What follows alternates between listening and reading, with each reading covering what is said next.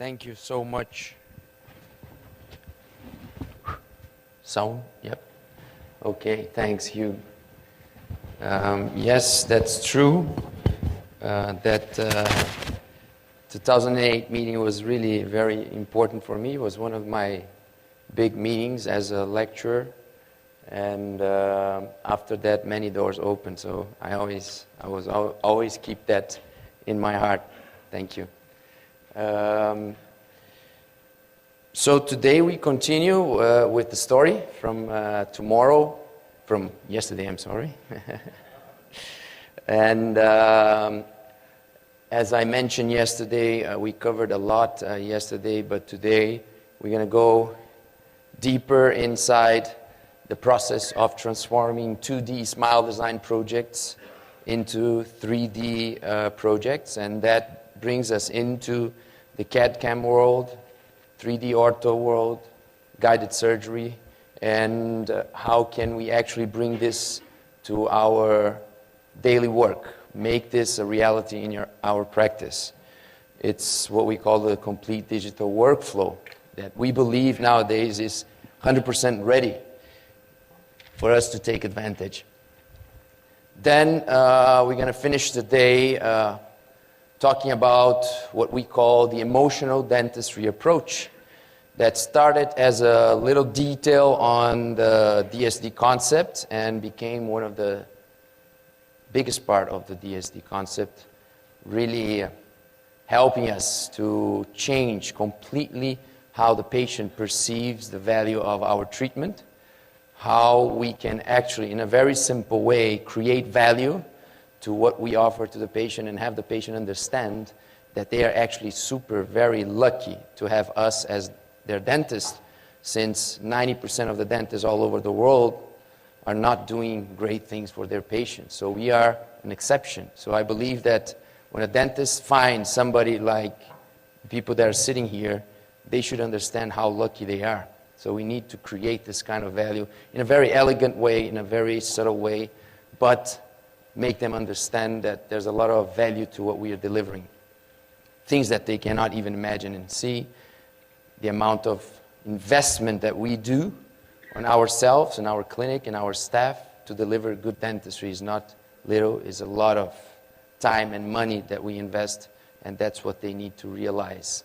So we're going to end the day with the emotional dentistry approach. And in between that, as I promised yesterday, we're going to talk about the new documentation protocol with the iPhone and the video, and how we are simplifying complex photography documentation into a very simple procedure that the whole staff can perform with a simple iPhone. If we can turn the light down a little bit, and I don't know if the AV guy is still there, but if we can bring the light down, it would be great. I think there's nobody there yet. Okay, so let's start with the concept that we call the virtual lab. I'm going to make a quick summary, 1 minute summary, 2 minute summary from what we did yesterday on this topic, just to continue the story, just for me to understand how many people here were yesterday on my lecture. Okay. How many people were not on my lecture yesterday? Okay. So I'm going to do a short summary of what is the virtual lab concept. The virtual lab concept started because we believe this is actually the future. Because after many years, or 8 years approximately, teaching the digital smile design course, more than 20,000 people actually did our course all over the world, we realized that even though the concept was exciting, people were happy, they were having a lot of trouble implementing the learning curve, handling softwares, new protocols, and usually people were going back to the way they used to do things. Actually, we have numbers saying that 80 to 90% of the people were super satisfied with this DSD concept. Only 5% were actually implementing this after 6 months. So we were not happy with this number.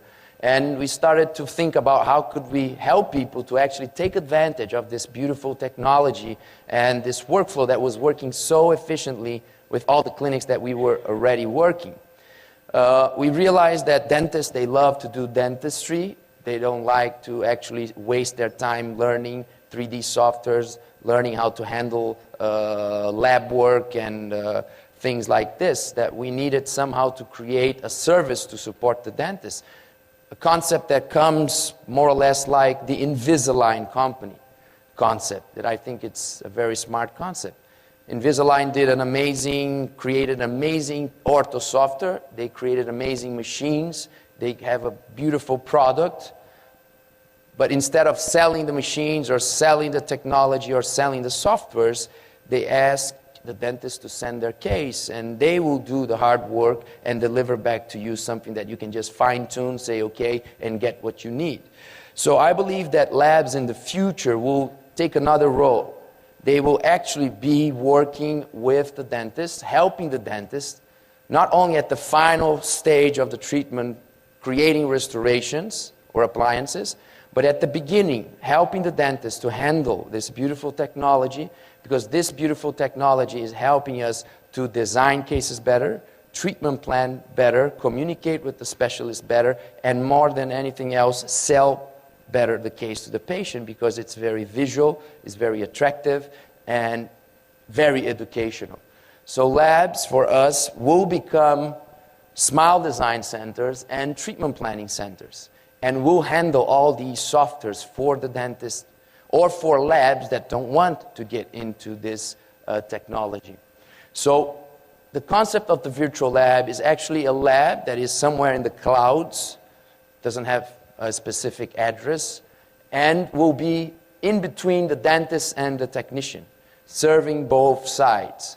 This center will have experts on smile design, will have experts on 2D softwares, experts on 3D softwares, and a very good team of experienced treatment planners that will somehow give insights and suggestions to this new design that is coming. So what we envisioned was having a website where dentists and technicians can access and upload their cases. And many procedures can start to be done through this center. Whatever the dentist doesn't want to do, whatever the technician doesn't want to do, the center can provide them pieces of the puzzle. So what do we need to actually make this happen? We need to upload information from the patient, and actually nowadays everything is digital. So it's a very simple documentation process. As I'm going to show later, a simple iPhone video instead of a complicated photography protocol is more than enough. Then scan the models and the bite, intraorally or a bench scanner, doesn't matter, and upload that, and a DICOM file of the CBCT of the patient. And if you want extra information like the x-rays or the medical history, etc. So everything is, in a very simple way, digitalized and upload.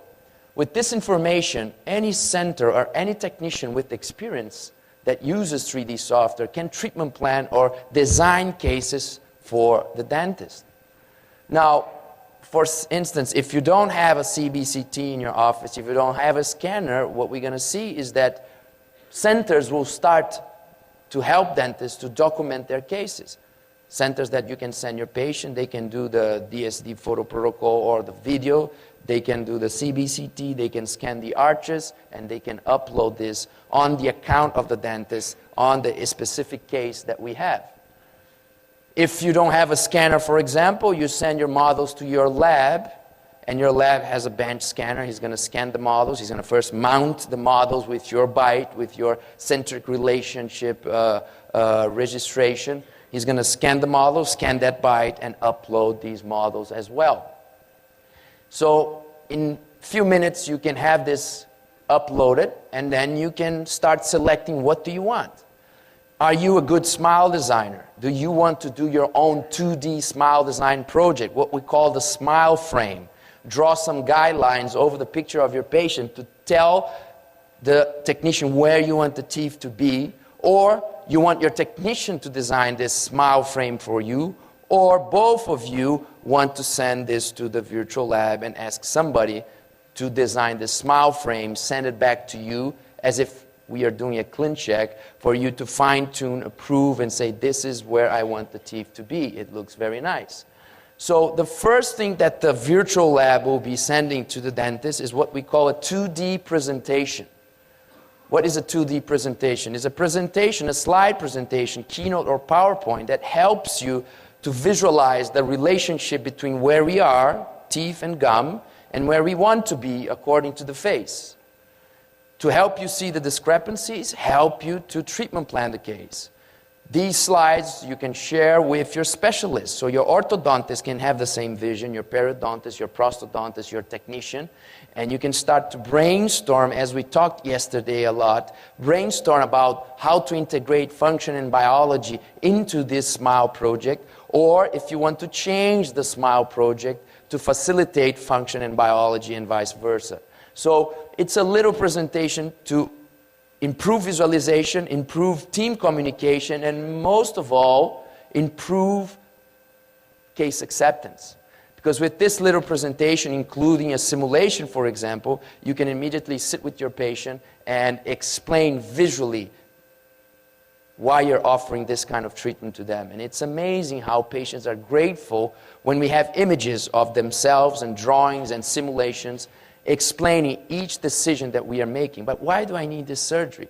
Why do I need to do a crown lengthening?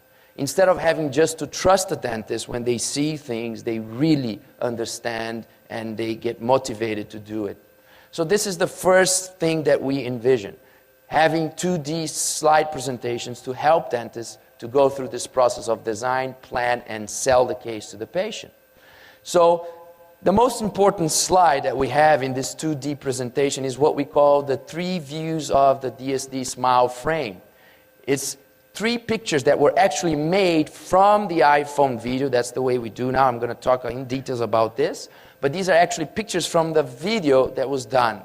So instead of having to make photos and know exactly the moment that you have to click the photo on the best angle, if you have a simple little video and you move a little bit your iPhone, you're allowing your SMILE designer to move that video and pause that video on that specific angle that he knows is the perfect angle to design the frame, stop the video, print screen over the video, and create these photos from the video. So you can have hundreds of photos from the video, extraoral, facial, SMILE, close-up, intraoral, functional videos, phonetic videos, everything about this patient in a couple seconds, very, very easy. So we do the SMILE frame like this. 3 views, frontal, occlusal, and what we call the 12 o'clock that come from the top of the head of the patient to give you the volumes. And we spoke yesterday exactly the sequence, how we develop the SMILE frame.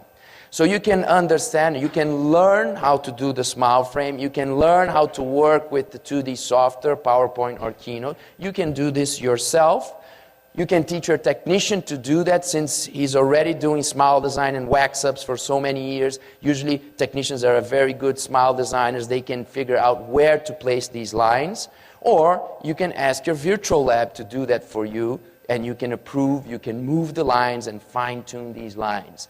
Once this is approved, and let's take this case as an example, so very simple here for the technician to understand where the teeth should be, where the gum should be, tooth proportion in all 3 views, the volumes. So if you imagine your technician doing a wax-up for you, so you can do a mock-up or a provisional, if he has these images in front of him, this will really bring the technician to a super precise design. That's how we've been doing, and for the last few years I can tell you that I've been doing wax-ups, going to the mouth, and there's no aesthetic adjustment. It's like a dream coming true for me. I know that every drop of wax that I'm placing there, it's guided by the face. It's going to look good with the face. The mock-up is going to look beautiful, and the provisional will look the same. So this is what guides our wax-up. It doesn't matter if we do a virtual wax-up like we do nowadays, or if we do a conventional wax-up like we used to do. We have always this frame in front of us to guide the process of designing the new SMILE. And of course, always treatment planning the case to support this new design. So as I mentioned, the key Olá, here is a minha to morada have é the Rua videos to Conde guide you. We Castro don't need the sound Guimarães, here. número 20. So if you upload the videos, or if you send the videos to your technician, we can design the case much better. We talked about this yesterday. The beauty of a smile comes from the movement. So there's no reason why we treatment plan cases by looking at aesthetic photos. It doesn't make sense. We need videos to treatment plan and design smiles. When we look at videos, we change the way we see things. We change our perception. If we look at photos, sometimes we think the teeth are short. We look at the videos, they don't look short, and vice versa. So every aesthetic parameter, when we look at videos, we have a much better analysis. So we do videos. And from the video, we can pause the video and make as many photos as we want. Every second of a video gives you average 30 photos. Photos with enough quality for you to design, plan, sell, and integrate with 3D and deliver super high-end cases. So if we do photography nowadays, we do it as a hobby once in a while, just because we love dental photography. But on a daily basis, there's no need for dental photography anymore. No need for dental photography anymore. Even though we've been teaching dental photography for over 15 years, and it's our passion, this is the reality for us nowadays. We do videos, and we save a lot of time. Hundreds of hours per year we save by doing videos instead of photos. From the videos, we can make the photos. I'm going to explain exactly how I do that in the middle of the session today. But going back to this case, now the virtual lab can send to the dentist a 2D project. You can design, plan your case, show to the patient, sell the case, send to your technician, do the wax up, everything from here. Or you can ask the virtual lab to transform this 2D project into a 3D project.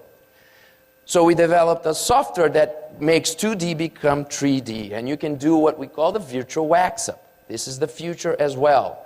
The same way we don't do more photography, we don't do more wax-ups. We do virtual wax-ups. Any CAD/CAM system can do virtual wax-ups. It's better, it's nicer, and it's less expensive. As I mentioned yesterday, training a technician to be a very good waxer takes at least 10 years of training. Training a computer guy to do wax-ups virtually takes less than 3 months.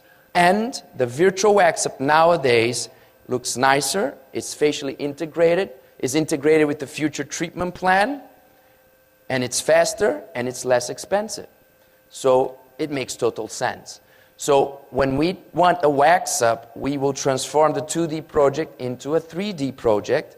And now what happens is that we are bringing, that's why, the reason why a computer guy with this software or any CAD/CAM software can make a wax-up better than the best technician in the world.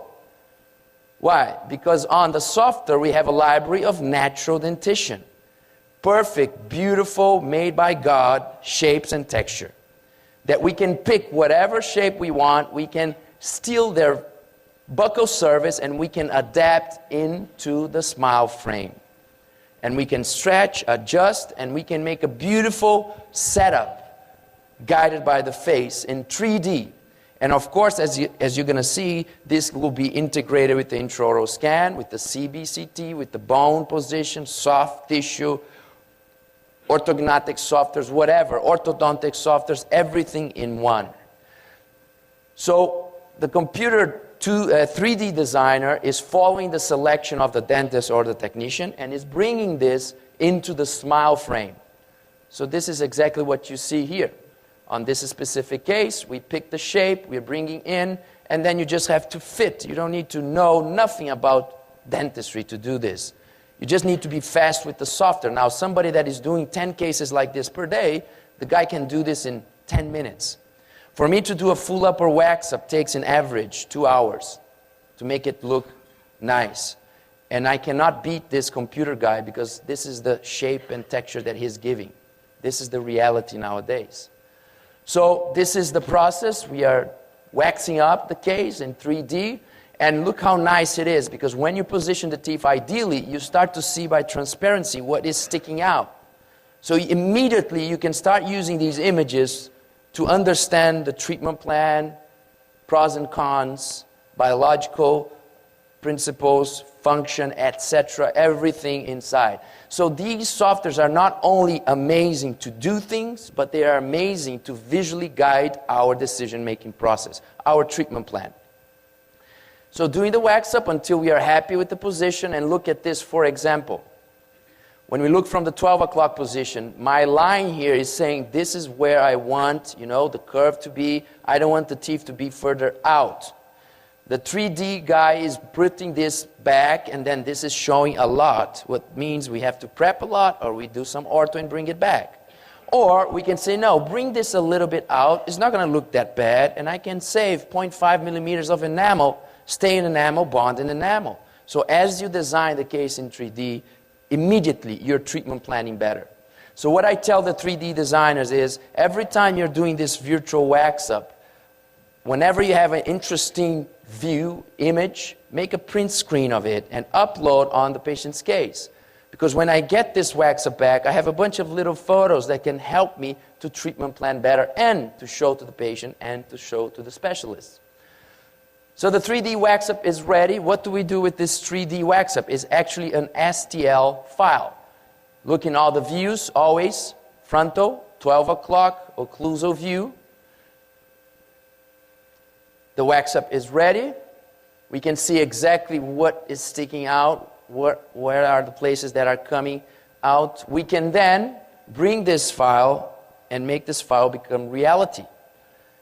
So how do we do this? Utilizing printing technology. Very simple. You take this file to any printing machine, and there's printing machines all over the world nowadays, and after a couple of minutes, now more than an hour, hour and a half maybe, you can print a model. And then make a tray over the model. And what do you do with this tray? Goes back to the dentist, and the dentist can take this tray and utilize it to make a mock-up, a pre-selling mock-up, as we call, a motivational mock-up. We do that even before we present the treatment plan to the patient, so the patient can see the beautiful future, the aesthetic potential of this new smile. We can use this guide as a prep guide, because we always prep through the mock-up. We never prep teeth. We always prep mock-ups. So we know exactly the color change. And if we know the color change, we know the depth that we need to make this color change with that specific material that we want. So if we know that we need, for example, to achieve this shape with the color that the patient wants, for example, in this case, A3 to A1, we need 0.5 millimeters. So together with this, we are sending to the dentist the guides. We say at least 0.5 on the buccal, 1 millimeter on the sisal. If you give me this, we will deliver you this shape with the color that you want. So the prep goes through the mock-up. We can use this then to make the provisional over the preps. We can use this guide, make some holes, and transform it immediately into an implant guide if we're going through some implant placements. We can use this as a crown lengthening guide, because we are cutting the tray on the gingival future margin, on the margin of the wax up. So if we have now a better alignment, this tray will be showing this. So when you open the flap, you put the tray in, you have the bone level, 3 millimeters, you cut the bone, and you do your crown lengthening.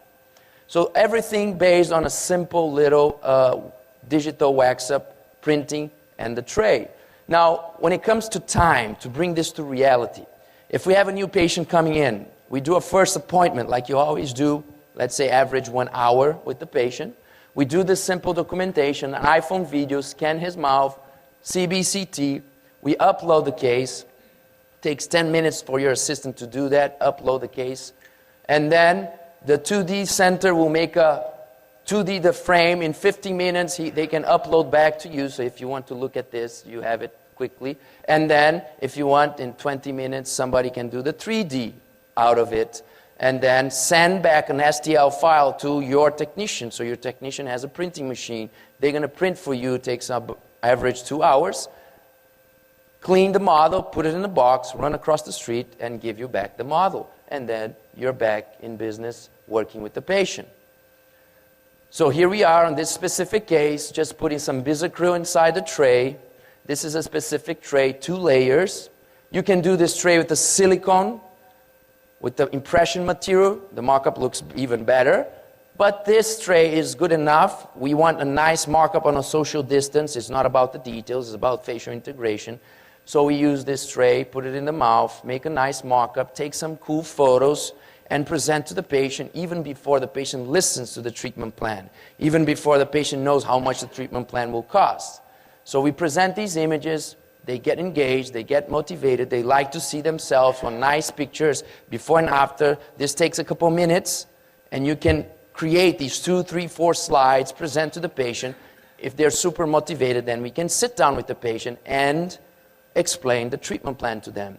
What is behind this mock-up? What do we need to do to deliver this mock-up to the patient? So we create first the emotional link. Emotional link creates perceived value. Perceived value creates case acceptance. We're going to talk in details about this process at the end of the day. So the process to be implemented on a daily basis, they need to pass through this test. Everything we learn in every single lecture, every new technology that companies are coming to us saying, look, this is amazing. We look at it and say, does this make my process faster, better, more predictable, and more affordable? If yes, it's a good technology, it's a good idea. So now the patient has the markup, they loved it, the patient is motivated, we explain the treatment plan, he accepts, he's willing to pay for it. What do we do with this project? This is not only a marketing tool. We can actually use this in an amazing way to deliver better dentistry. Since this is digitalized, we can overlap this into ortho softwares. We can move teeth according to this wax-up. For example, this canine, if you overlap this into an ortho software, we can move the pink canine, the actual canine, in and back according to this wax-up. And you can see by transparency in 3D where you're positioning the canine. To deliver a prepless veneer, for example, or to reduce the amount of preparation. Or you can bring this into a surgical software.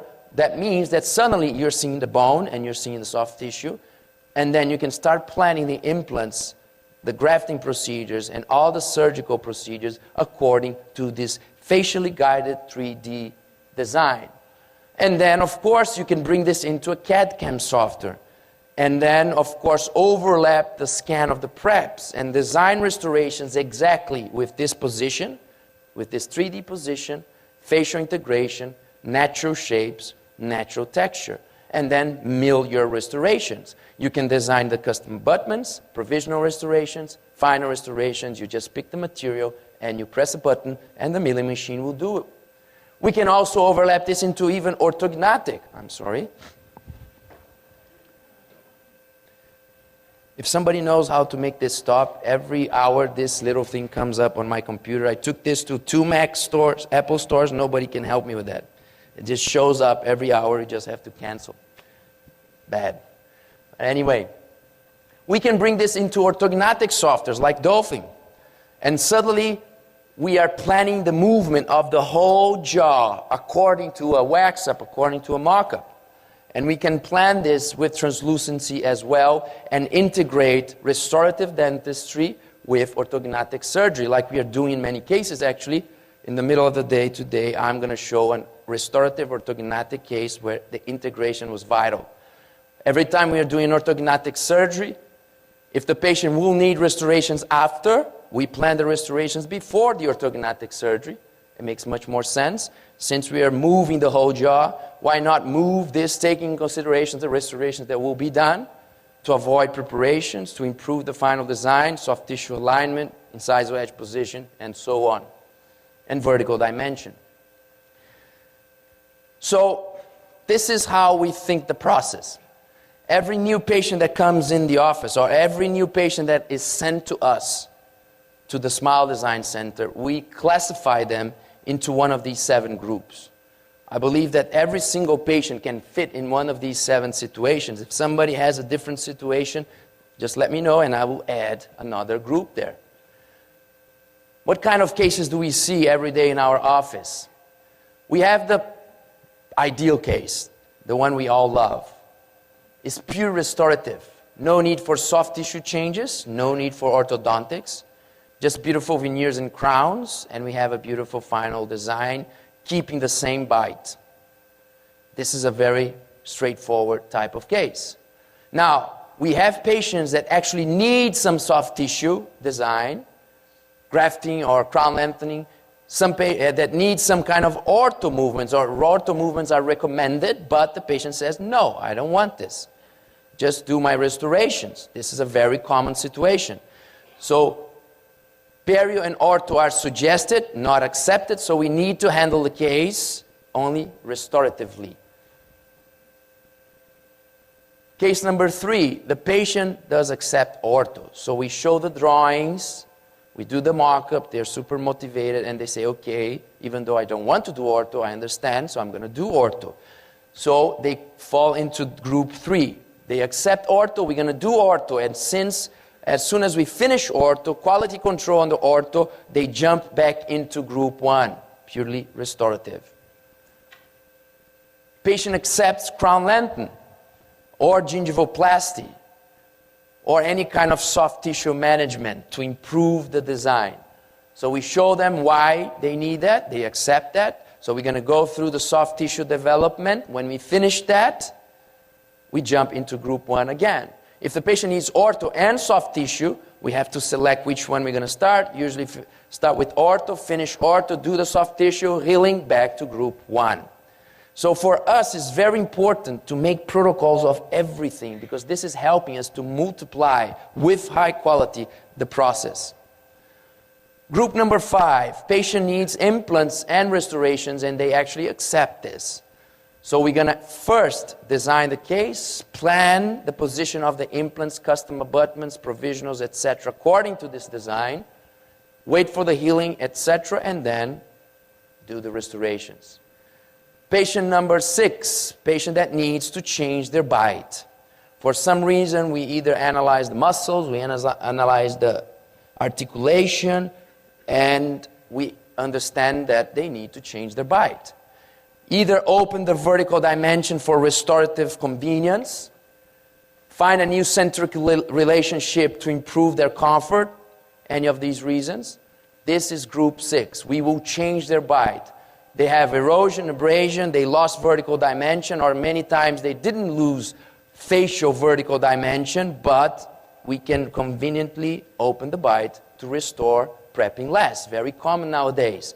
Tabletops on the back, new palatal restorations on the upper, create a new centric relation, open the bite, almost prepless. You can rehabilitate the patient, stabilize the bite, protect the restorations. Case number 7, the patient needs orthognathic surgery. This is the case I'm going to show at the end, showing the integration between restorations and orthognathic surgery. You can see she's destroying her teeth. Not only a facial problem, not only a occlusal problem, but also a dental problem. So we need to plan her restorations, plan the ortho, plan the orthognathic surgery, outside in, reverse treatment planning. So this is basically the workflow that we teach to all the technicians that are working, the designers, the treatment planners that are working with us. So let's quickly go through this process. Patient goes through the first appointment. You do the conventional stuff, chat with the patient, get to know them, clinical exam, medical history. You do your impressions, x-rays, the little iPhone video, CBCT scan if it's the case, and that's it. You upload this, or your technician does that for you. Very simple. What the virtual lab needs: one iPhone video, one intraoral model scan, one CBCT. So it's an iPhone video, a STL file, and a DICOM file. 3 little things, upload. Now we are all set. The center will do a 2D design, or you're going to do your own design and upload the design ready. And we will move from there. Usually, this is what happens. Many times when you do an ideal design based on the patient's face, you're going to see that you're going to cut some teeth. So one of the main things with the smile frame, when we do the smile frame, these lines on a case, is to classify the case. Either the case is additive or subtractive. Very important initial classification. To make this patient more beautiful, do we need to add wax or do we need to cut the model down a little bit? So this will guide the strategy for the motivational mock-up, because what means motivational mock-up? Means doing a mock-up before you sell the treatment. That means you cannot touch the teeth. That means you have to do something beautiful without reducing the teeth. So you need to work with a lot of strategies to make that happen. We're going to show several examples. You work with optical illusion, with the black marker, with some tricks to create something bigger, to look better, just to make the photo show to the patient, get them engaged. So usually when we do a design, and the ideal design is kind of cutting the teeth, we do a second design, just additive, to guide the wax-up that would generate the motivational mock-up, and to give two options to the dentist. Because sometimes this is ideal, but this is acceptable and less invasive. So we have two options here to play. So in many cases we have two different smile design frames. So this is back for the dentist's approval. The dentist can then say, just make this become reality. I don't need this. Or make two models for me, or whatever the dentist needs. Or the dentist can fine-tune and move these lines to a place that he thinks is better. So this is just a short video showing what is this virtual lab. It doesn't look like a lab.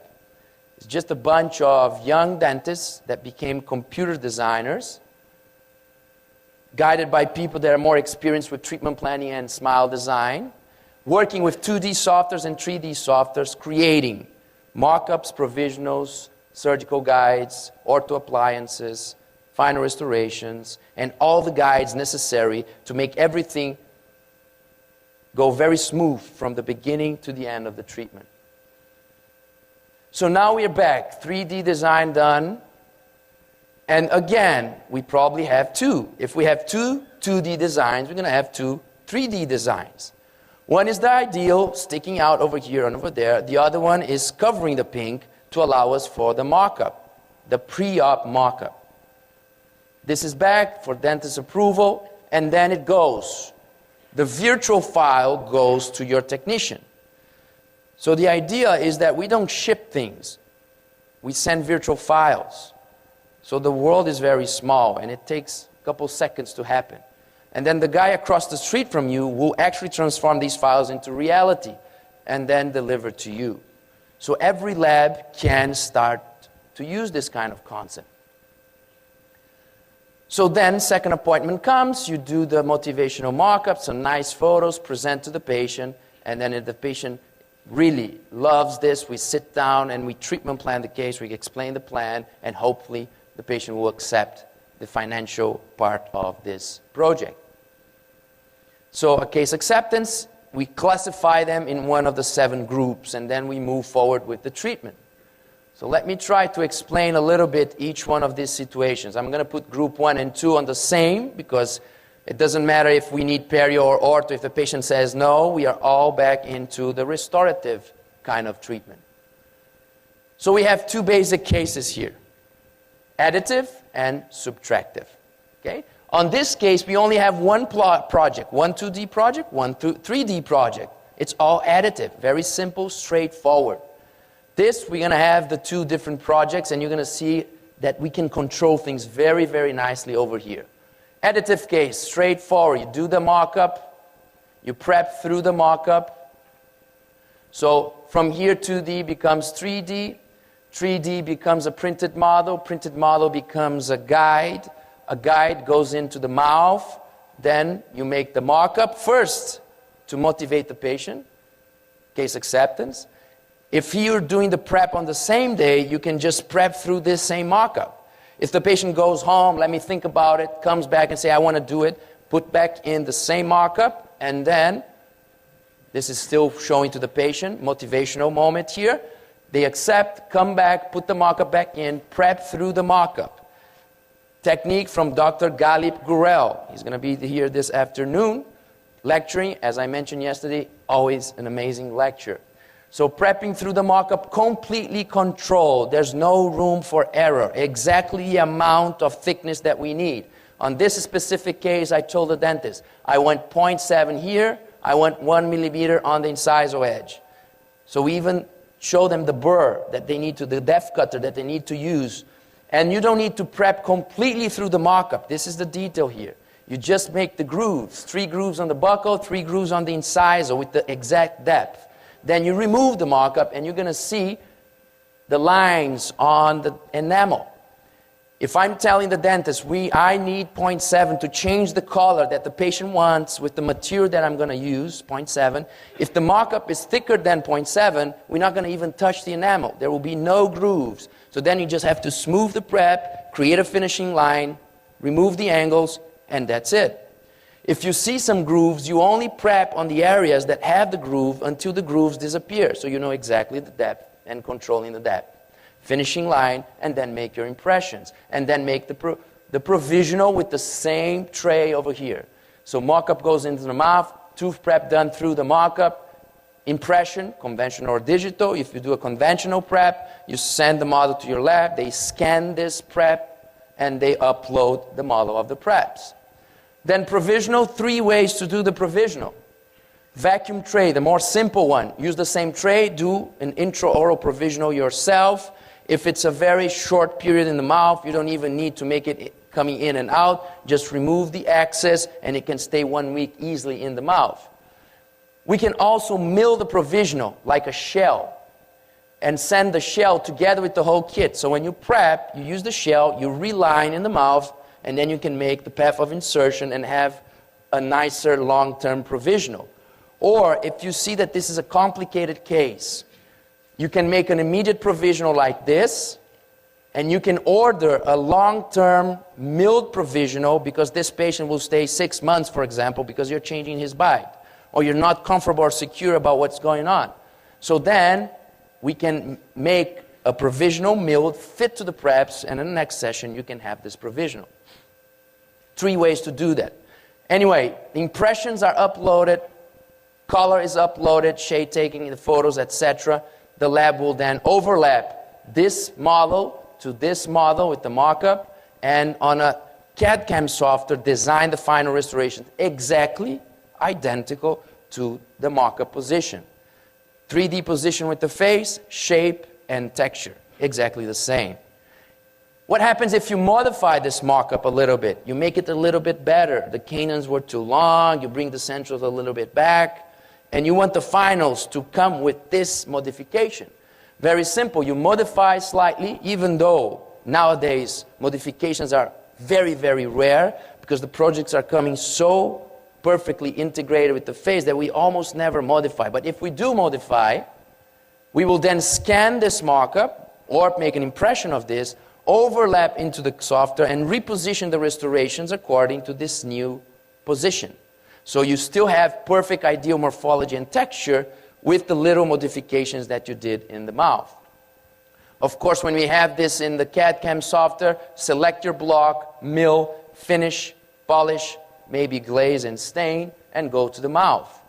So the file of the restorations will come to your technician. Your technician will select the block, put it in, press a button, mill, cut the sprues, polish, send it to you. If you think you need some color, they can stain and glaze and go back to the mouth. We are completely focused on monolithic restorations, as we're going to show here. Completely focused. That is definitely, 100% in our opinion, the future. Monolithic restorations. No wax-ups, no ceramic layering. With the quality that we are achieving already today, this is not the future, this is today, we are already doing like this 70% of our high-end, beautiful anterior cases. There's still some cases, challenging cases, that we need to layer a little bit here and there. We're going to talk about this. I'm going to show the cases for you. The milling systems are there already. Technology is there. The scanners are there. Everything is there. The blocks are beautiful. Multicolored blocks. Everything is improving a lot.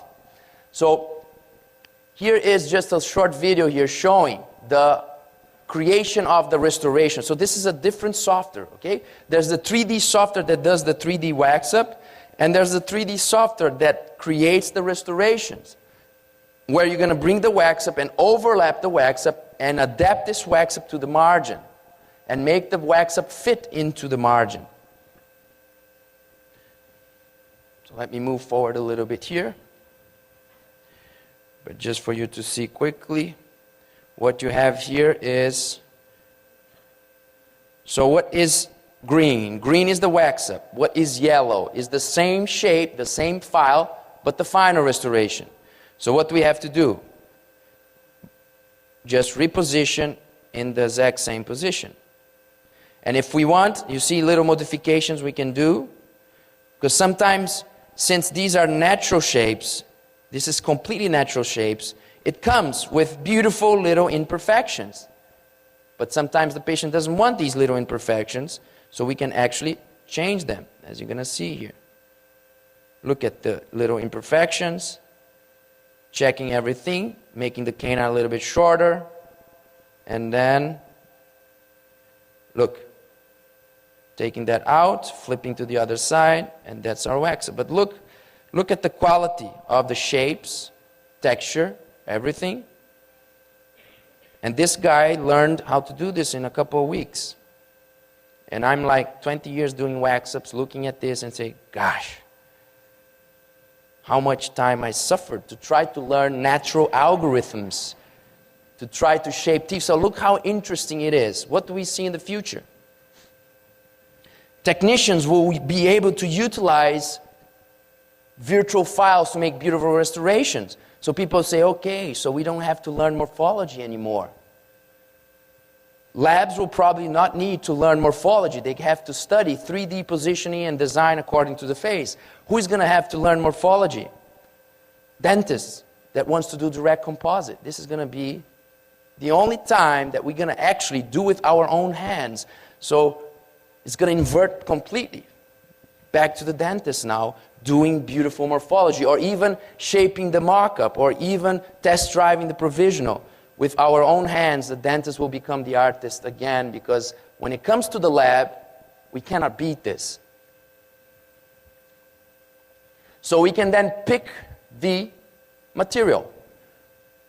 We love utilizing Empress CAD on the anteriors. That's usually what we do. It's a multicolor block, beautiful ceramics, then stronger ceramics on the back. So this is basically the rule. Empress CAD on the front, Emax CAD on the back. And if we want zirconia, if we have frames and bridges, we utilize zirconia. And if you want a provisional, we utilize PMMA blocks, amazing material. Or if we want transitional restorations, long-term restorations, that we cannot even call them provisionals. We do that with PMMA. So then we go back to the mouth, show the before and after to the patient. Now, subtractive case. This is the interesting one. So sometimes you have cases like this. You have to trim back a little bit here and there. Sometimes it's just a little bit. Sometimes it's more aggressive. It doesn't matter. The virtual wax-up will show you exactly where you need to reduce. So how can we control this? We control by doing 3 projects. This is what the virtual lab will do for the dentist. Analog wax-up or digital wax-up, it doesn't matter. Okay, so in red here, what is in red? Beautiful with the face. This is where we want to be. The patient's tooth is sticking out. So we're going to do one first design that will generate one first model and one first tray. It's a weird one because it shows you the ideal, but it leaves the teeth sticking out. What do you do with this? You're going to do the motivational mock-up, because if I cut this, the tray will not fit. So you leave everything sticking out, you do the mock-up, and then what you can do in some tricks is to utilize, for example, in this case, a black marker. And you can show to the patient the mock-up. So you need this first model for that. If you say the case is sold, I don't need a motivational mock-up, you don't need this one over here. So then we go to the second one. What is the second one? You keep the ideal design, you keep the tooth sticking out, but in the tray, you're going to have windows. Everywhere the teeth is sticking out, you have a window. It's a reduction guide. So you're going to put this in the mouth of your patient, and you're going to trim just these areas. Until what? Until the third tray fits. What is the third tray? You do the wax up over here, and you reduce the pink areas. It's like a tooth reduction, digital tooth reduction. So you don't see pink anymore here, here, or there. This will not fit into the mouth until the perfect reduction is done. So this will not go in, and then you go back to number 2, take a little bit more, go back to 3 and fit. When the 3 fits, means reduction is good, what do you do then? A new mock-up. So now we're talking about 2 mock-ups. Do the first motivation, a patient loves it, I want it, I buy it, okay. Put the windows, reduce, put the third one, make a mock-up out of it. This is not a motivational mock-up, this is a technical mock-up. Just for us to prep through this mock-up again. Because when we prep through the mock-up now, we know we have exactly the clearance to go for the final restorations. Okay? So this is the sequence here. One perfect design will generate 3 models. So you're going to get a little box with 3 different models. Number 1, 2, and 3. And you can guarantee that every dentist working for you in your office, for example, would make the exact reduction to get to the end with the beautiful final outcome. So this is actually the flow here, very simple. Once you reduce the tooth is already fitting the third tray. You redo the mock-up, the technical mock-up now. You're going to go through the prescription and see the clearance that your technician is asking. Your technician is asking for a specific clearance to make the color change. Otherwise, we are in trouble. So you see this color change, the thickness, you take your burrs and you're going to make the grooves. Sometimes it touches a little bit, sometimes it doesn't. You just reduce what is necessary. Not more, not less. And then you have your final prep. This is the red dot. And when you have your final prep, you scan that and you're going to get a restoration that is identical to the shape of the ideal mock-up. Okay, so this is just quick vision here. When you put the tray in, when you put the tray with the window in, you just have to, you can mark with the pencil even where it's sticking out and help your reduction with the diamond burr. So back to number 3 now, accepting ortho. Okay? So when the patient accepts ortho, there's 4 paths that we can take. And this is more towards the orthodontist that is working with you. If he does analog ortho, conventional ortho, model setups, braces, etc., we can do that. We can work with an Invisalign company. We can work with other softwares. A couple of examples of systems that we've been doing. If it's an analog, very simple. How do we use the DSD concept to help us with the analog orthodontic procedure? First of all, the drawings will be key to communicate with the orthodontist, to explain your vision to the orthodontist, and to make basic questions to your orthodontist. You see the drawings? Can we get there? Does it make sense to be there? How much is going to cost? How long is going to be the treatment? Please give me this feedback because tomorrow I have to sell this case to the patient. So the drawings are first very important for you to communicate, get the answers, present the patient, sell the case, and then when we get into treatment, utilize these drawings, for example, overlapping over the ortho setup. You do the ortho setup, you take a photo, you overlap the drawings, and you can quality control this. Even more important, when the orthodontist calls you and say, I'm done with ortho, I'm removing the braces. Say, no, don't remove the braces. Make a little photo or an iPhone video, send me this. I'm going to overlap the drawings. I'm going to quality control the ortho movements. If things are pretty close to ideal, okay, let's remove the braces. And not like we used to do. Orthodontist says, I'm done. We believe them. They remove the braces because they have a different vision. Comes back, we prep. Goes to the technician, building the ceramics, and then the technician says, we have some limitations. Can we move these teeth a little bit? And then you answer, it's too late. Just do your magic, do your best you can. We're not going back to braces now. So we need this kind of procedure. Very simple, very efficient. Quality control. We actually quality control every procedure that we do with the drawings. If we do crown lengthen, we take a photo, overlap the drawings, and check. Sometimes a little bit of touch here and there will make it much better. If we do a wax-up, photo of the wax-up, drawings on top of it, quality control the wax-up. If we do ceramics in the lab, I put the ceramics in the model, I take a photo, I calibrate the drawings, and I check the shape of my wax-up before I move into the next step, that is glaze and finish. So everything becomes much more predictable, even if we are working in an analog way. For example, here, drawing, show to the patient, explain to the orthodontist, they give us the feedback, we sell the case. She understands the need for ortho, She's okay, we're going to do ortho. What is the key factor for motivation? The motivational mock-up. We put mock-ups even on cases like this that are not ideal. We change a little bit the shape. We do some pink composite over here. We do a little optical illusion of this new smile. Put this mock-up in the patient's mouth. Present the photo. They love what they see. We sit down and we say, you need 1 year of ortho. And case acceptance just grows so much because of this visual presentation and because this nice image that they see from themselves with this future smile. If you want this smile, we need to do ortho. It's the best way to go. In average, clinics that are working with this kind of visual communication process before selling the case are increasing 20 to 30% case acceptance. So here is quality control after ortho. Orthodontist says, I'm done. We take the photo, we overlap the drawings, we check, pretty good, ready to remove the braces, we can go forward. Now comes the second design. Still an analog wax-up, nowadays the digital wax-up. This is the third wax-up. Is the ideal one that will fit only after reduction or after ortho movement. So back in, now it's not motivational anymore because the case is sold. It's technical. Prepping through the mock-up, getting exactly the clearance that we want. This is what we want. We want to put a silicone index like this of the final beautiful design guided by the face and see this kind of image of beautiful clearance for the restoration. On this case, very little color change, so 0.3 millimeters was more than enough.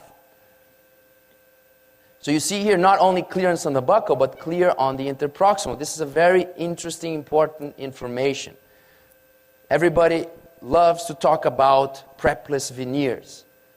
In our vision, 90% of the cases that are prepless, they're not actually prepless. They actually need a little bit of prep interproximally. Otherwise, the teeth will look ugly because the veneer will have to wrap around and they will look very chubby. You see, most of the prepless cases, they don't look that nice. A little bit of interproximal prep makes a huge difference.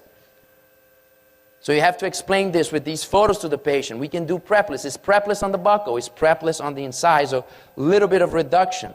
So you can create that neck, that beautiful interproximal morphology that creates a natural look for veneers. Monolithic restorations, go back to the mouth, bonding, final outcome. So on this case, ortho accepted, move the teeth, quality control, prep through the mock-up, monolithic restorations, final result. Now, if we use an Invisalign system, for example, how can we link this project to Invisalign since they're a different software, different world? We cannot manage their software. They just send us a clean check type of thing. We can do this interrelationship. It's what we call the DSD connect, the link between the 2D smile frame into any 3D software that you're already using. So when we see a case like this, first challenge, we need to plan the case. Second challenge, we need to convince the patient to buy our plan. So we do the drawings, why? To plan better. Second, to convince the patient. So we show to the patient the amount of tooth structure that we need to reduce if we don't do ortho. This patient was coming in and say, I don't want to do ortho. I want simple, I want fast, just prep. Even if it's aggressive prep, I don't care. Patients don't know what they're saying. Many times we need to save the patient from themselves. The only way, visual communication. They see this, they understand, and they say, okay, I got it. Even though I hate doing ortho, I will do it. It's a nice case for aligners. How do we help the orthodontist? We do a little bit more drawings. So again, you can do these drawings, your technician can do this drawing, or a virtual lab can do these drawings for you. Beautiful visual image for you to send to your orthodontist and say, what do you think about this case? The patient is asking for aligners. Can we do aligners? Do we need to do braces? What are the pros and cons? How much time? Help me here, because tomorrow I have to convince the patient about it. I need to sell this case to the patient tomorrow. So red to green, this is what we want. Bring this out, bring this in, this is out, these two are good.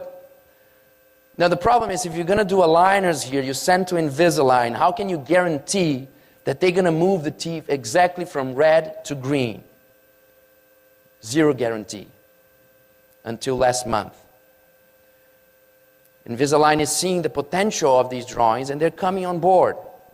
Because until recently, dentists were sending this information on a written prescription. Can you imagine trying to explain red to green with words, written words? Say, move this one a little bit forward, this one backwards, a little bit here and there, no facial integration. Your case goes to somewhere on the countryside of Costa Rica. 500 guys on the warehouse, technicians, computer guys, designing the cases without any information, moving teeth all over. And we are talking about the best aligner company in the world. Amazing technology, amazing concept. Orthodontically speaking, definitely the best aligner company. They do amazing things.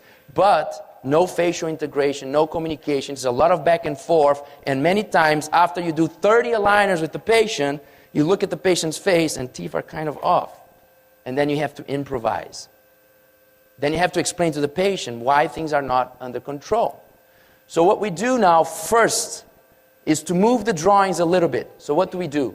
We take this line and we move forward, and we take the green and we move forward until green is touching here, additive wax-up. We tell our technician, please do an additive wax-up. I want to at least one beautiful picture on a mock-up to motivate this patient so this patient can accept ortho. So we do the mock-up, they love the mock-up, they accept the treatment, even with ortho, and we're back in the game.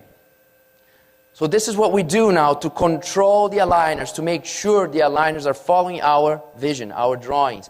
Whatever drawing you do here, frontal view, 12 o'clock view, occlusal view, you make like a simple ortho, 2D ortho setup. As a general dentist, very simple. You play like a little game with the drawings. You have the approval of your orthodontist. This is possible. How much stripping we need, how much space we need to create, so on. We can brainstorm with these drawings. And then what you do is you overlap the drawings over the 3D software. So these drawings is your slide, is your 2D slide. On the back is the 3D software from Invisalign. Two softwares, one on top of the other. This software here that transforms your slides into this transparency is called Connect. It's this little thing here. The bottom software doesn't have a clue there's a top software. It's just a transparency. So you bring the transparency and you calibrate the position of the 3D to your 2D, and when you have that, you bring the drawings of where you want to be, and then you activate the movement, and you go back to the 3D, and you move the teeth to where you want to be. Does it make sense? More or less. After ortho, quality control. You do the aligners, make a photo after all the series of aligners, overlap the drawings, and make sure that things are close to where you want to be. Occlusal view, we do then on the frontal view and on the 12 o'clock view. So look how nice the technology, aligner technology is. We can really make virtual become reality. This is not a problem. Wherever you plan here, the teeth will move pretty precise to where you want. So we better know exactly where we want the teeth to be. For example, if we're doing veneers, we don't want the teeth to be at the final position. We want the teeth to be a little bit behind the final position, so we can do a prepless veneer. Instead of doing perfect ortho and then prepping the teeth to do the veneer. So it's ortho for minimally invasive restorations. Another thing that I learned from Galip Gurel. So you see here from the 12 o'clock picture, just the quality control. So this is a case that she wanted veneer. She doesn't like the color of her teeth, the shape, etc. Became a prepless veneer case. This is a case done in Romania with Dr. Florin Cofar, another guy that is here lecturing this afternoon, an amazing young dentist. So this is quality control. After ortho, everything pretty much in position. We are happy, we can move forward. In my opinion, not even veneers are necessary, but it's fine. The patient wanted completely white, so she did veneers.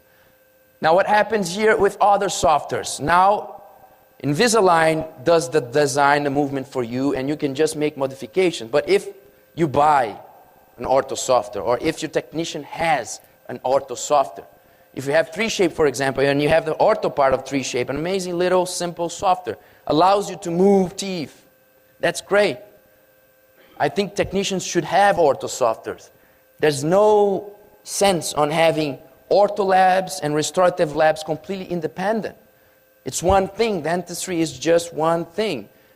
Nowadays, almost every restorative case can be improved with simple orthodontic movements. So we need to plan together, we need to design together, and the softwares are together, and the technician needs to think together on this direction. So if the restorative technician has a simple tool to move teeth in 3D, he can suggest to the dentist, look, if we move a little bit here and there, we can have a better case. And if you want, I can print this model, make a vacuum tray, and send you a series of aligners and become my own Invisalign homemade company.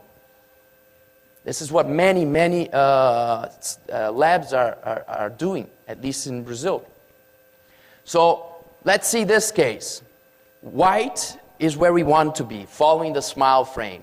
Red is where we are right now. So this is our brainstorm. This is done even before we sell the case to the patient. The team is designing the case, we are designing the case, treatment planning as a team, and thinking about possibilities. Possibility 1, crown lengthen, gingivoplasty here, prep the teeth. Option 2, some ortho, intrude, eliminating the need for gingivoplasty, eliminating the need for tooth prep. And then the patient comes and says, I want prepless veneers. I don't care about doing ortho. I just don't want you to touch my teeth, minimally. So ortho makes total sense. So not only the canine, we can extrude these, we can align the two centers that are canted, and we can position them with a few aligners in an ideal position to do minimally invasive veneers. So what do we do now with these drawings? We use the same kind of concept. The overlapping. Look how simple it is. So this is the little, look at this. This is my slide. Actually a picture from my slide. Who controls this? This little software here. And on the bottom, what you have? The ortho software. On this case is from 3Shape. The ortho software from 3Shape. Look at that. So calibrate, bring the drawings, calibrate the drawings, and here we are. Red is where we are. That's how. Now my slide is adapted to the model. Don't move the 3D model anymore. Bring the drawings. Yellow is ortho. Blue is final restorations. So now I do the same thing on the occlusal. Calibrate the drawings. Together with the red drawings comes yellow and comes blue. Okay, so now I have that on the frontal, occlusal, and now the orthodontist or the computer guy here is activating the ortho movements on the software. And he can control all the angles, canting, etc., everything over here. And he's going to move to make teeth become on the yellow position. Move into the yellow position. No guessing. We do that from the frontal view. Okay? Then we recalibrate, we check from the occlusal view. No problem. It happened with me as well. So you see the movements here. Even the bicuspid. You see the bicuspid? That was from his imagination. I didn't ask him to do that. He did a nice job. Look. Okay. I can do that. So where we are, where we want to be, and look how nice, what the software is giving to me now. Interferences. I moved, this is always the philosophy. Look at the face, move the upper, ideally to the face. Then see what kind of problems this is generating. Does it make sense? On this case, interferences with the lower. Now we have a couple of options. I can move back a little bit the uppers, or I can move the lowers a little bit, or I can reshape the lowers as well. So I need to think about what option I want. Since we're doing aligners on the upper, he has diastemas on the lower, why not put some aligners on the lower, move them, and have the ideal position. So this is what we're going to do here. So he's moving the lowers. As you move the lowers, see, the interferences are disappearing. This is what we want. Look, there's still one over there. What can we do here? Let's say we cannot move that lateral anymore. What can the virtual lab do over here? Print this model, vacuum tray, little window over there, send you the aligners and send you this reduction guide. You put on the lowers, you prep that a little bit, and you start with the aligners on the upper. Everything needs to fit and make sense. There's no missing step. One is linked to the other. Very little guessing. Completely different than the way we used to do dentistry, with a lot of guessing and unpredictable, surprising things in the middle of the story. So moving the lowers, closing the diastemas, opening the space on the front. Still a little bit of ortho, of interferences, contacts, and that's it. And then, at the end, you have the calculation and angles of every single movement. And what the software does now, this is like Invisalign, like any ortho software. The software will calculate the amount of movement for each tooth. And from biological information, they're going to break this movement into little movements. And every little movement become one intermediate model. So on the computer file, we have several intermediate models. What we do with these models, we print them all. Exactly what Invisalign does. We print them all and we do a vacuum tray on top of each one of these models. And then you get a series of aligners. Of course, there's a lot of technology now with Invisalign and brackets and little things to make even more fancy movements. There's some specialists on aligners that they do every ortho treatment with aligners. It's unbelievable what they're doing. We're still in the middle there. We believe that certain procedures are much faster and nicer with conventional braces. Even palatal braces can do a great job. So your orthodontist needs to figure out what is the best strategy. But the software is just amazing, any ortho software. Break down in little pieces, biological movements, intermediate models, print, vacuum tray, you get back the box with all the aligners. We just saw this. We don't need to see this again. I'm sorry. The video is better than the photos. Okay. Back over here. So let's go to the next case. Crown lantern. Not a big deal. This is how the wax-up shows here. The wax-up is over the gum. It's not a very realistic wax-up because when you do the crown lantern, the root is coming in. So this is, if you look from the profile of the mock-up, it's unrealistic. It's sticking out. Does it matter? No. I make the photo, I show to the patient, they have a beautiful view, and they get on board. So this is the motivational mock-up that, on this case, will be very similar to the prototype mock-up because it's additive. It's over the gum, as over the incisor. Everything is additive over here. And then this will become the surgical guide. If you print this model, at that time we did a conventional wax-up, duplicate this, vacuum tray, cut the tray not at the old margin, but at the new margin. So you can guide the crown lengthening surgery. After the crown lengthening surgery, you need to do a new wax-up or the new virtual wax-up where the cervical is coming in. And this is going to be the file to recreate the restorations. So Eric Van Duren, that is actually lecturing right here or there, I don't know. He did the surgery. I did many cases with him. He actually did the whole prostoperio case.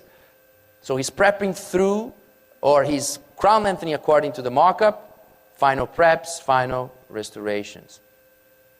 So, as I mentioned, the wax-up nowadays can be done virtually, not only with special softwares, but with any CAD/CAM system. Now, two problems here. CAD/CAM systems were first not designed for wax-ups. For some reason, they didn't think about this, a waste of technology here.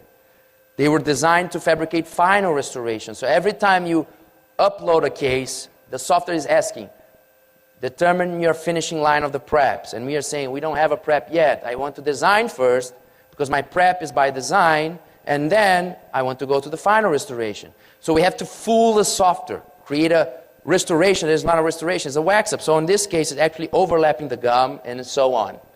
So with the Connect software, we determine the finishing line according to the wax up margin, and then we bring these veneers that are actually the wax up to do the virtual wax up. Now, what is the other big, huge limitation of CAD/CAM systems? There's no facial integration. When I was doing conventional wax-ups, as I mentioned yesterday, I always felt I was lost in space, even though I was using face bowls and articulators, like I showed yesterday. When we work with CAD/CAM systems, we are still lost in space. So we need guidance, we need a smile frame. Again, what do? We're going to connect the drawings to the CAD/CAM. So the same procedure that we did over the ortho software, we're going to do over the CAD/CAM software. If we don't want to go conventional wax-up, nowadays we don't, we go for virtual wax-up. What is the only limitation that some CAD/CAM systems have?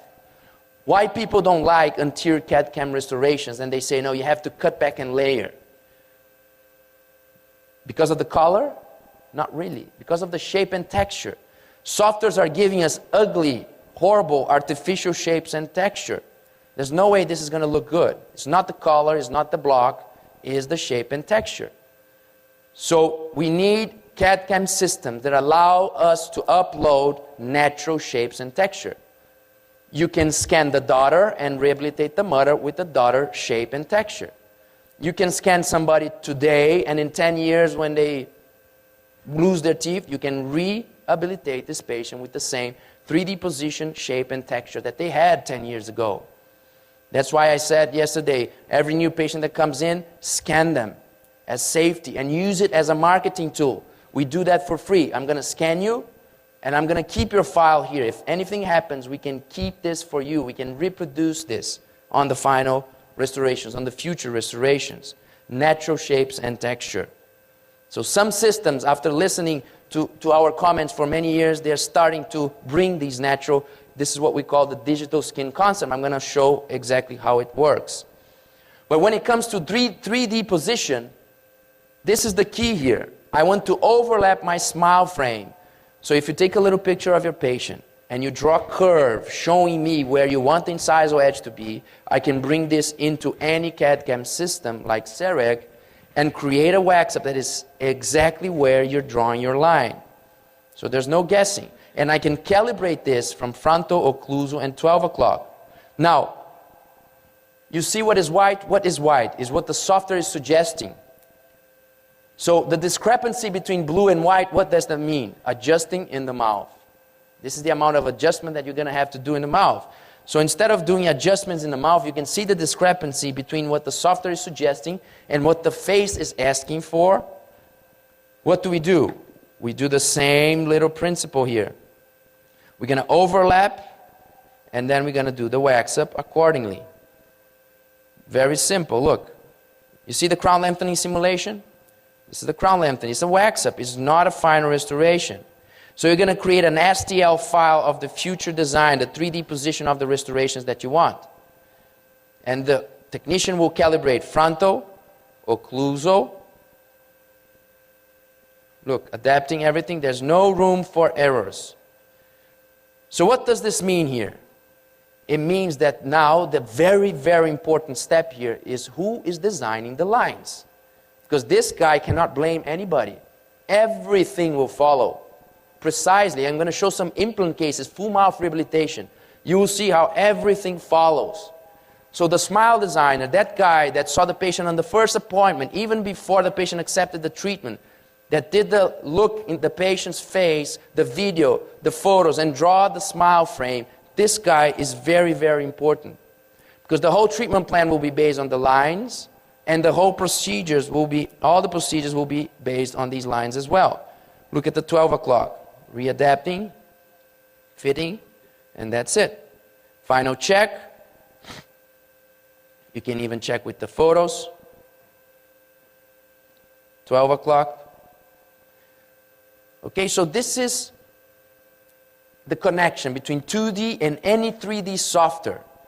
You can use this Connect application over CEREC, 3Shape, Circonzan, Nobel Clinician, CBCT images, every ortho software, it doesn't matter. and then you have the wax-up. What do you do with this wax-up? You print the whole model in plastic, do the tray, go to the mouth, or if you see there's a lot of volume, you want to do a snap-on type of thing, what do? You make this like this, and you mill. So either you print the model, do a tray, go to the mouth, or you mill the difference and you snap on this new mock-up, whatever name you want to call. So it's always like this, 2D. Why 2D? Because it's fast, it's simple, you don't need to learn any 3D software. You do the frame, overlap, calibrate, wax up, you have a model, and then you can choose. Mill the whole thing, or print the whole thing, or mill the difference. We always do milled. Mock-ups, milled mock-ups, snap-on mock-ups don't look nice. They look ugly as hell. Why? Even though milling machines can mill 3.3, 0.2, whatever, the problem is in interproximal. You need path of insertion, you need to make thick interproximal areas. The mock-up looks huge and very square. The only cases that you can do a snap-on mock-up to look nice is a case where the patient needs a lot of volume, length, and diastemas all over. Perfect. Then you can really design a nice snap-on mock-up, put the connectors towards the palatal side, and have a nice one. Almost never happens. So, much better. Print the model or have a wax-up, traditional. Make a tray, silicone tray or vacuum tray, go to the mouth, bisecrew, and do directly in the mouth. This is the best way to do mock-ups. They look amazing. They look beautiful. Okay, so this is how we do it most of the time. This is that case, a little black marker here just to give the illusion to the patient. Case number 5, implants plus restorative. Now, when we have implant cases, we divide it in 3 groups. And I believe that's all we have here. Either the patient is fully edentulous, and we need to design the case, plan the implants, and do a full denture, full mouth rehabilitation over implants. Either the patient is partially edentulous, and we're going to do full extraction and full implant rehabilitation. Different protocol, different step-by-step, different challenges. Or the patient is partially edentulous, and we're going to rehabilitate teeth and implants. And when you have partially edentulous, you have 2 situations. Patients that you're going to do implants and restorations keeping the same bite, or patients that you're going to do change their bite. So it goes back to the same group there where you have to find a new bite, manipulate, deprogram, register that, and restore the case. So let's go through the process of how we link 2D design with all the appliances that we need to rehabilitate these patients with precision here. Okay? So this is for me very, very interesting, very, very recent, and is working beautifully. I even get emotional when I show this case because it's so nice. We struggle for so long rehabilitating these cases and losing references and trying an initial product, and at the end it's not the same, losing the vertical dimension position, the midline, lip support, whatever, and having to struggle through the process of trying to get to the end with a nice final result. So let's start with the partially edentulous case, full extraction, implant rehabilitation. How it happens. You will see that the same process, the same philosophy. This is a nice story because it's a patient from my father. So my father is in São Paulo. He's a dentist, still working a lot. The patient walks into his office over there. At that time, that period, I was somewhere in Asia working over there, so I was not there. I'm going to be the smile designer. My brother is the surgeon, and he just moved 1 year ago to Madrid, so he's also not there, but he's going to do the surgery. And the virtual lab is anywhere in the world. It's in the clouds. It doesn't matter where the virtual lab is. So 4 pieces of the puzzle, each one in one place of the world, and we need to do this fast in a real scenario, in a real time frame. The patient, of course, wants to do it. The best way possible. So the patient comes in like this. Before we even talk about what we're going to do, in what sequence we're going to do, what techniques we're going to use. We need to answer always two main questions. And these two things cannot be done by computers. Somebody has to think about this process. So digital technology will help a lot good dentists to do even better. Digital technology will not save bad dentists. They're already doing bad dentistry. So this is to keep everything very clear, because sometimes people say, no, you're trying to say that digital is going to do everything. No. Two things. We actually say there's 5 things that when we see digital technology, we see dentists getting excited with digital technology and investing in digital technology. I always ask, it's okay to invest in digital technology if you can control very well already 5 basic principles that I actually learned with my grandfather, who was also a dentist. So the old, good, high-quality dentistry. You need to know how to find the best bite for the patient. No software will do that for you. You need to design and prep with your own hands until they develop a machine that will prep for you, and this will take at least 20 years. We're going to have to prep with our own hands. I've been getting digital impressions from fancy doctors that look so bad. And that is sad. So we need to focus on designing the preps. We need to know how to prep. Then we need to know how to manage the soft tissue to be able to see the margins and have a nice final soft tissue outcome. We need to understand how to cement. There's so many options, so many materials, so many possibilities. So this treatment will last. And one of the most important, we need to know how to adjust the occlusion. The biggest reason for failures in restorative dentistry is not the material, is not the bonding, is final touch on the final occlusal adjustment. After bonding everything, knowing exactly how to make it smooth, to protect the restorations. So these 5 things are still there, and I think it will be there for many, many years. So we need to focus, and the interesting thing is that every time I come to a big meeting, a big important meeting, I see amazing lectures from amazing people about all the topics. But these 5 topics, almost nobody talks about it. Very few people come to a meeting, instead of showing fancy things, show basic things that can help us to make better bite registrations, understand how to analyze the bite, make a better decision about the bite, and then prep, manage the soft tissue for impressions, not fancy soft tissue, I'm saying simple soft tissue management for good impressions, bonding, and occlusal adjustments. On this specific case, we need to answer 2 of these questions. First question, who's going to be the smile designer and find out where is the 3D position of the upper arch? Somebody has to do that. The smile designer, I'm going to be the smile designer. Second question, somebody has to manipulate the lower jaw, analyze the whole system, and say, this is the position that we want to rehabilitate this patient. This is the vertical position. This is the 3D position of the lower jaw according to the upper jaw. So my father's going to be taking care of that. So I'm going to be finding this position. That's my task on this case. This is all I'm going to do, nothing else on this case. And my father will bring the lower position. If we can answer precisely these 2 questions, the software, the digital world will take care of almost everything else, besides the clinical procedures at the end. So let's see how we start here. Digital documentation, very simple. Since we are away from each other, we do use the concept of a synchronous communication protocol, as I mentioned yesterday. What is asynchronous communication? Online asynchronous communication is usually using the web to communicate so you don't have to be at the same place, neither available at the same time. The biggest problem of interdisciplinary dentistry is not the knowledge, it's the time to communicate.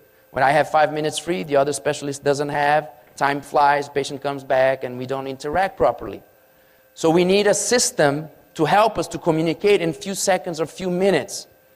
Like Facebook, when you have 5 minutes free, you post something. All your friends will interact with that post whenever they have 5 minutes free, and communication flies, asynchronous communication. So what the assistant does, she does a slide presentation and uploads this so we can, from anywhere in the world, see the case. This is one of the slides that I love. Creates a very nice summary, occlusal pictures with the x-rays around it. Even though we were not there seeing the patients, we can have a nice overview of the case. The other slide that I like is the panoramic slide with all these symbols. So whoever was there with the patient, my dad, doing the clinical exam, he's going to give the first input to bring us to the discussion and give us an idea about what is going on here. So we like the classification, red, green, and yellow. Red means extraction, green means is good, yellow means is questionable. So he can give his first summary, guys, I think this is what we're going to do. I come in from the other side of the world, I duplicate this slide, and I change things a little bit, and I say, let's simplify this. Full extraction on the lower, we can make the complex rehabilitation on the upper. My brother, as a good surgeon, comes in and he says, let's simplify for real. Extract everything. Stop with this bullshit of prosthetics and whatever, you know. Teeth are almost falling by itself. You want to be a hero? Come on. So that's exactly what my brother is saying to my father. Say, calm down, it's your father, you know. He does dentistry for 50 years, just a little bit of respect. But anyway, that was the final decision. That's what the patient loved, you know. He said, one appointment, we close the deal. We can do everything in one appointment. So this is our challenge now, to plan everything backwards from an iPhone video, a DICOM CBCT file, and an STL file of the bite and the model. That's all we sent to the virtual lab. Of course, the software will overlap these two images. Every surgical software can do this. Photos will be taken from the video, full protocol, and I'm going to start working. I'm the first working, even before the patient accepts the treatment. I'm going to do the smile design frame to help the treatment plan and to explain things to the patient. What I do, I make the video become photos, I take the 3 views, and I do the smile frame. That's all I did on this case. Nothing else than that. Nothing else than that. And it's very interesting because I did this on the first day after the patient left, and from now on I'm going to be sitting back and looking at the whole process and hoping that all the way to the end, this is going to be respected. Same bite registration, mandibular relationship, and same facial integration, shape, and texture. So this is the frame, this is the slide that we share with the team, the video and the smile frame. Okay, now this goes to the 3D center to design the case, the virtual lab. So I did the 2D, they could have done for me, but I did it. So now they go to a software. This is not the DSD Connect software. Why? Because we are using our own software. What's the difference? Very little. That the DSD Connect concept is already inside the 3D software. So when you upload your slide, it already overlaps this to the 3D model. So you pick some spots and one calibrates to the other. Okay? So from now on, everything is guided by your frame. The model, the CBCT, and the face. So very simple concept here. You can calibrate from all the views, like I mentioned. Now comes the wax up. So the guy over there in the clouds is doing the 3D wax up. He's just going to bring in the shapes and move them to fit my frame. Fit my frame. He's going to pick the shape that we selected. This is still an older case. This is not a very good morphology. This is an artificial morphology from the software. Nowadays, this library here is full of beautiful natural morphology. I'm going to show a case like that. But anyway, it's still nice wax up. Look how nice the transparency looks. How nice these images are to treatment plan the case. Nowadays, as I mentioned, natural skin. Another concept that we like to mention, the prosthetic orthognathic concept. What does that mean? Every time we're doing a full mouth rehabilitation like this, we pretend this is an orthognathic case. Since we've been working a lot with orthognathic surgery, we are learning a lot from them on how to analyze the patient from the profile. Cephalometric analysis. They can make beautiful analysis from the profile. They can draw so many lines and make so many measurements just to find out where the central incisor should be with the face. That's what they do. And we as prosthodontists, restorative dentists, we are not using this beautiful knowledge. We went back to full dentures that we did. We made some radiopaque on the centrals, and we did a CBCT of patients with our full mouth rehabilitation. And you know what we realized? We were wrong on most of the rehabilitation that we were doing. And there's no excuse when you're doing a full mouth rehabilitation, white and pink artificial, you can put the teeth and the gum wherever you want. And we were still missing that position. We are still not achieving the ideal position with the face. So when we do this analysis here, we can guide the wax-up. Also with the orthognathic concept of the cephalometric analysis. So when we overlap the wax-up with the CBCT and we do this analysis and we bring this position, we send back to the waxer, to the technician, and he can move a little bit this position to match the ideal position with the face. That's why we say that when you're doing a full upper arch with white and pink, it's like doing a prosthetic orthognathic procedure. Virtual occlusion, as I mentioned, we can have the virtual articulator inside, we can check the occlusion, and it's nice here because you can check with transparency the intensity of the context, the position of the context, the area of the context. You can change the context, you can change the inclinations, you can do your occlusal design as you wish when you bring the lowers into the game. But look how nice here, how you see the old position and the new position. On this case, it doesn't really matter, full extraction. But if this was not a full extraction case, look how nice it is to be able to see this before you make final decisions. For example, if we're going to save this root, what do we do with this?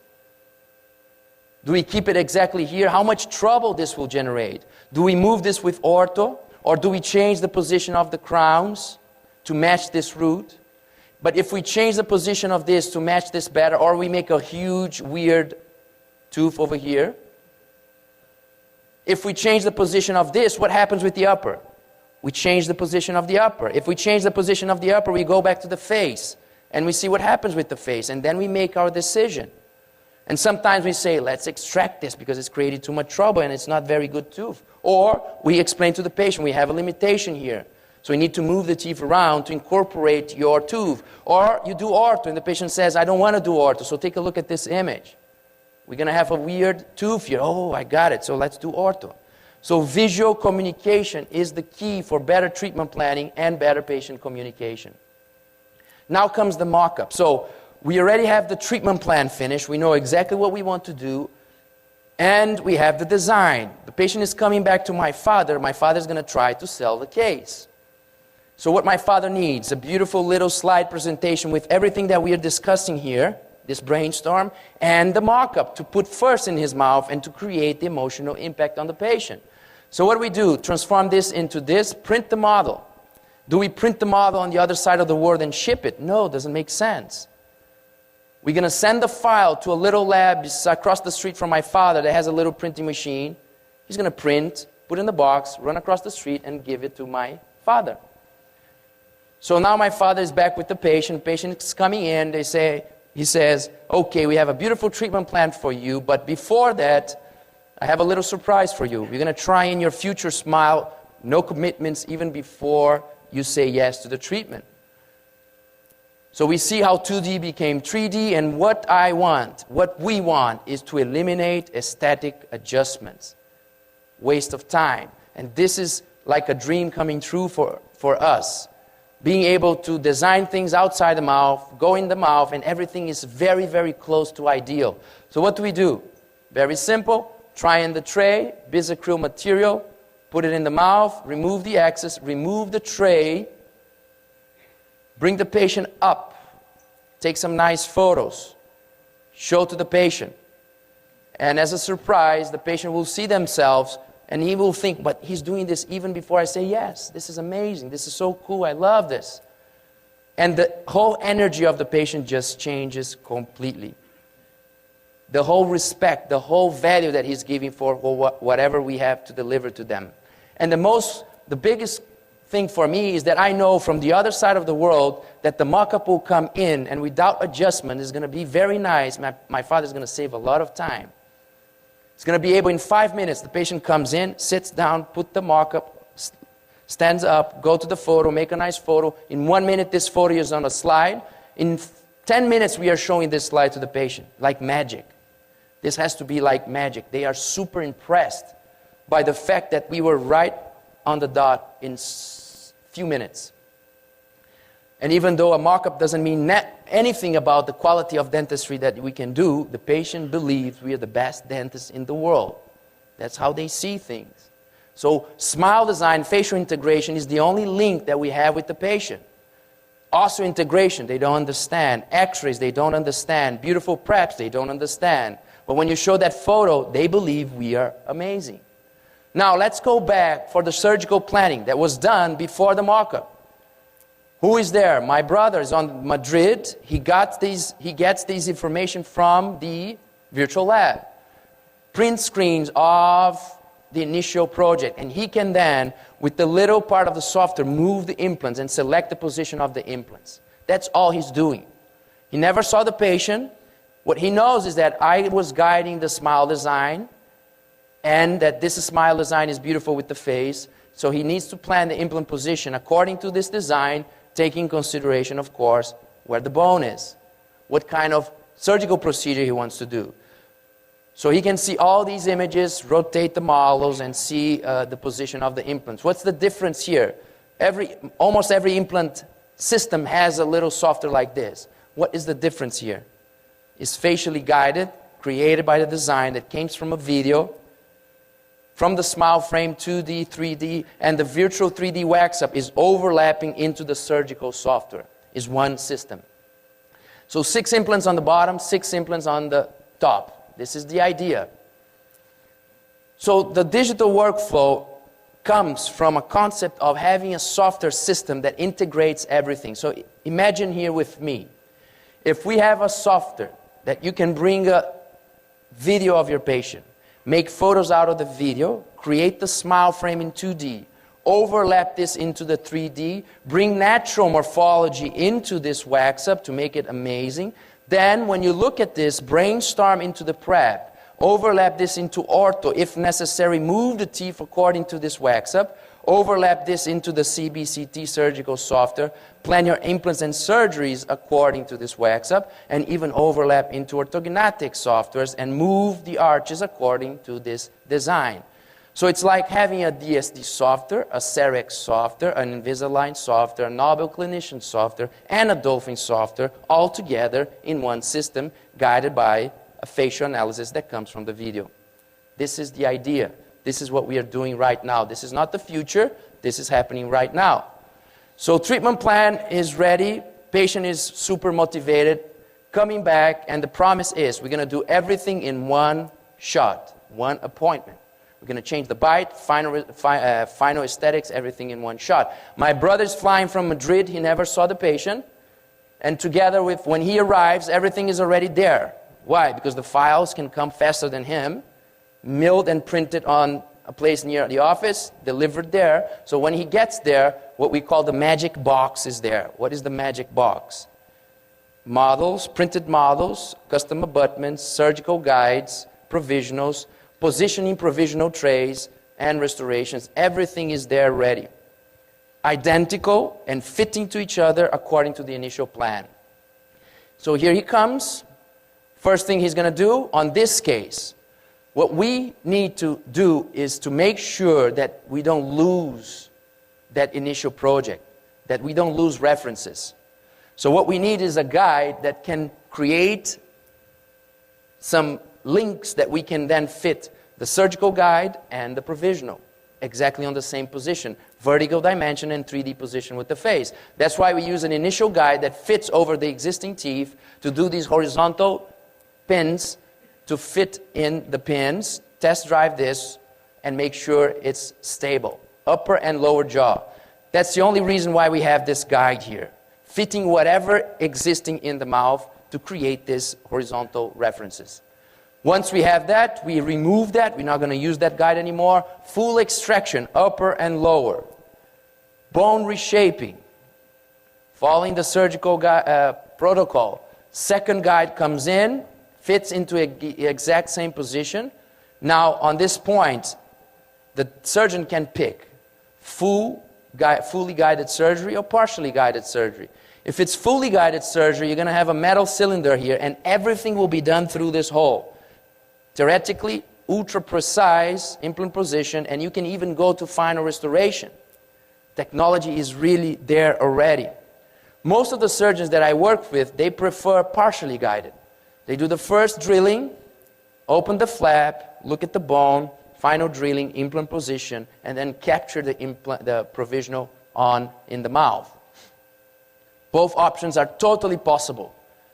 The virtual lab can create the devices for both procedures. Here, my brother is doing partially guided, so he's positioning the implants on the same axis there without the tray, final torque, intermediate abutments, final suture, and that's an interesting moment here. Surgeon is done. He stands up, very proud, walks away. Now comes in the prosthodontist and the technician behind. Patient is already tired, everything on one session, everything is swollen, there's blood all over. He wants to go home, we want to go home, but we need something over this. We need to give him a smile, a bite, everything. And this is when things can get weird. We all know people that do these cases. Now you try to capture the abutments. Now you try to create the bite. If it's a little bit off position on the back, 0.5 millimeter on the back opens 5 on the front, and a patient like this, and you're going to spend 2 hours just adjusting the molars to see if you can fit this back into position. And when the patient stands up, the bite and the aesthetics is all over, and you just tell the patient, don't smile for 3 days, come back, and we will take care of it. So this is where we want to create predictability. So on this case, what happens? That's why everything fits together. You put the intermediate or the provisional abutments in. In the past, we will come in with the provisionals, and that's the nightmare, trying to fit, capturing the abutments and praying and hoping that everything is pretty close. Nowadays, instead of having provisionals like this, the provisional needs to speak the same language. So whatever you created to link the surgical guide, you need to link the provisional. So if you have remaining teeth, sometimes you're going to fully extract, but the patient has 2 molars. So maybe we keep the 2 molars all the way to this stage, attach the provisional, capture the implants, and then extract the 2 molars, for example. Or the patient will stay with the 2 molars. So we put one of these pins on the front, 2 molars on the back, and you have a stable position. Or extract everything and you come with 3 pins, and you can do that as well. So this is the strategy that is taught at the beginning. How are we going to make this provisional look exactly the same as the mock-up, on the same position, same bite, same everything? So what you have on the software is super easy. You have the final design, the software will create this. The software will create the guides, and the milling machine will mill the restoration, the provisional. Big block of PMMA, so this is what we have now in the box. This, and this, for the upper and for the lower. Every case is different, every case has a specific strategy, but we always think about this continuity, how we keep the information. So we capture the abutments, unscrew, fill in the gaps, cut the ledges, cut the overlap, go back to the mouth, everybody's around the patient, we go down on our knees and we start praying now, because this was one of the first cases. Please bite, and everybody's like, and the patient is biting, and the overjet is coming better, and we are, and it was pretty good. You have to believe me, this is reality, okay? He bite, I took the photo, and everything was pretty good. And we say, bite, bite, bite. You know that noise that we love? And he's biting like that. Okay, the first test is very nice, very good, we're very happy, a little bit of fine-tuning over here, there, of course. Take it out, we're going to put some pink just to make it nicer. Go back to the mouth. Second test. Please stand up and smile. If you can, after I don't know how many hours of procedure, but the patient, I can tell, the patient many times is keeping the excitement during a tough procedure like this, because he has in his head the image of that beautiful mock-up that he saw himself on that beautiful picture on the appointment that he accepted the treatment. So they keep that energy, they keep that motivation. And when you tell them, it looks good, give me a smile, you can see in their eyes that they're really trusting what's going on. So you better be right on here. So when we ask them to smile, he smiles. Remember, the same appointment, we didn't touch the provisional. You have to trust me on this. We didn't touch. Now let me adjust a little bit. Midline is a little bit nothing. He stands up, we take the photo, and we show him. And we show him the image. And you see the midline, you see the smile curve, you see the buccal corridor, you see the lip support, you see the lower arch. We take the photos and let me do a little quality control to really check. And I was really emotional when I did this. I said, wow, this is so cool. How many years struggling, rehabilitating these patients. And now, as a smile designer, I did this frame. Remember, on the first day back there, I did a frame that took me 10 minutes, 15 minutes to do it. And everything was following. The 2D team, the 3D team, the digital waxer, the surgical software, my father, my brother, everything came together. We put this provisional in, and this was the final outcome at the day of the surgery. These are all pictures at the day of the surgery. He was having some trouble to smile. First, because he told us, I don't smile for 20 years. I hate my smile. I cannot smile. I have to relearn how to smile. This is very common. Second, because it was a long day for him, but he was able, when he saw himself, he was, as you can imagine, very, very emotional, and he was smiling, relearning how to smile. So this is the flow. Little iPhone video, photos, smile frame, overlap, surgical software, design the provisionals and the surgical stents, and go for the surgery. This is my brother, the surgeon of the case. So yes, what does this mean? This case means, wow, we are great, we are super professionals. No, this is not the message. The message is the digital world is ready. We did it controlled by the digital world, and it worked. That means the scanners are ready, the softwares are ready, the milling and the printing machines are ready.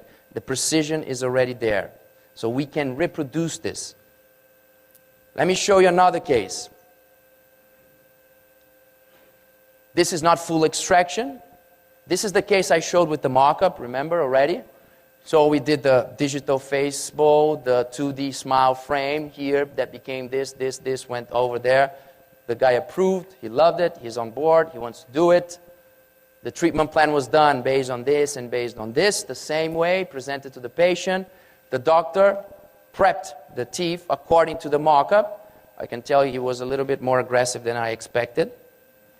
But the teeth had a lot of composite. I cannot blame him that much. But anyway, this is the prep. He scans the prep, sends back to the design center. So what we have on this case, we have implants on the back, restorations over teeth on the front. So in one shot, what do I want to send to the dentist inside that magic box? I want final restorations over here. If we are doing guided surgery on the back, I'm going to send the dentist final abutments, custom abutments, and final restorations of the implants as well. The dentist says, here, I'm going to probably do a sinus lift. I don't even know if I'm going to load these implants. Please send me a provisional. I'm going to do partially guided and send me a provisional to pick this up. On this side, a single implant, totally guided abutment, final abutment, and crown. That can be provisional or PMMA or ceramics, it doesn't matter. But everything identical to the mock-up. As we know, the softwares they have nowadays, the articulator inside, as I already showed, so you can reproduce that, not only the vertical static dimension, but actually create the movements and test the restorations. So it's exactly like working with the articulator. And we can change things according to these movements if we want. We can customize the natural morphology to the occlusion of the patient. As I also mentioned, what do we usually do? We like the multicolored block, Empress CAD for the anteriors, beautiful block, and the Emax on the back for more resistance. Just the trick here to match colors here. If we have, for example, A1 here on the Empress CAD that is more translucent, we utilize on the Emax CAD one shade lighter, so bleach for HT blocks. So HT blocks bleach 4 for Empress Cat A1 multi-blocks. Just a technical information here. So we can pick whatever material you want. I'm really very, very excited with the improvement of zirconia, with translucent zirconia. As I mentioned, we strongly believe in monolithic restorations for many reasons. Why monolithic restorations is the future for us? First, because it's very predictable from the design and 3D position. Every time you cut back and you allow the technician to layer, you lose the references and you change. You don't keep the same. Second, because now the system can give us natural shapes and texture. If we touch it, we destroy it. If we overlay, we destroy it. The third reason is because we eliminate interfaces. Interfaces in dentistry is always a nightmare. Interface between a coping and the ceramic, problem. Interface between enamel and the bonding material. Interface between implant, abutment, crown. Every interface brings trouble. So if we have one block of material, we have much less trouble. So that's why we believe in monolithic restorations. And of course, the companies are investing a lot to give us more and more monolithic, beautiful materials. Translucent zirconias will be the future, in my opinion, if we have bridges. If we have bridges, this will be in zirconia. Just one big bridge in zirconia. 2 units, 5 units, 10 units, doesn't matter. So we're going to probably have the Empress Cat for the front, Emax on the back, and the zirconia blocks for bridges. That's our vision. And the beautiful PMMA blocks for provisionals or transitional restorations. So milling machines, we don't have to talk about this. The only thing the technician will do here is to cut the sprue and polish. Many times not even stain and glaze. Many times not even stain and glaze. This is so beautiful, the shape and the texture, that if you polish, it's going to look good in the mouth. I'm going to show some cases here. If we want some stain, perfect, then we have to bake it, stain and glaze to make it look nicer. So this is here. The design is there. The surgical planning is here. So we're going to send inside the box final restorations here, implant guides, custom abutments, provisional positioning trays, super important, and the provisionals over the implants. So this is the planning here. We see designing. This is not a big deal. The only thing is that integrated with the facial project. Planning the abutment, 1 millimeter below the soft tissue margin. Usually that's what we want. Fitting the crown to the abutment. You can pick the material, zirconia or titanium. If it's not a very aesthetic region, there's no reason for zirconia. We always go titanium. Actually, there's a research saying that if the soft tissue on a central is thicker than 2 millimeters, it doesn't really matter, titanium or zirconia. So sometimes we can simplify our lives when we think about that. But if you have some shrinkage and you have titanium, you have an issue. If you have zirconia, it can kind of blend in. So pros and cons. Anyway, this is all planned here, abutments and final crowns. Remember that on this side, on this side, we're going to do fully guided. And on this side, we're actually going to use the guide without the cylinders, the metal cylinders. This is the printing machine, not a big deal. What do we print? We print models and we print surgical guides. What do we mill? We mill provisionals, we mill ceramics. That's how it works right now. The future, probably printing. When they start printing ceramics, then we are in heaven. Then we eliminate completely the layering. We can build beautiful restorations with printing technology. Still far away. So this is completely guided. So comes with the final abutment and the crown. How precise is this? Let's see. This is partially guided. So provisional abutments, provisional positioning tray to capture this in the mouth. This is always the strategy. So we have this. Always, with every single provisional, we have a tray. Either the pins or the tray. So we can fit the provisional in. This tray was made on top of this model that was made from the digital wax-up.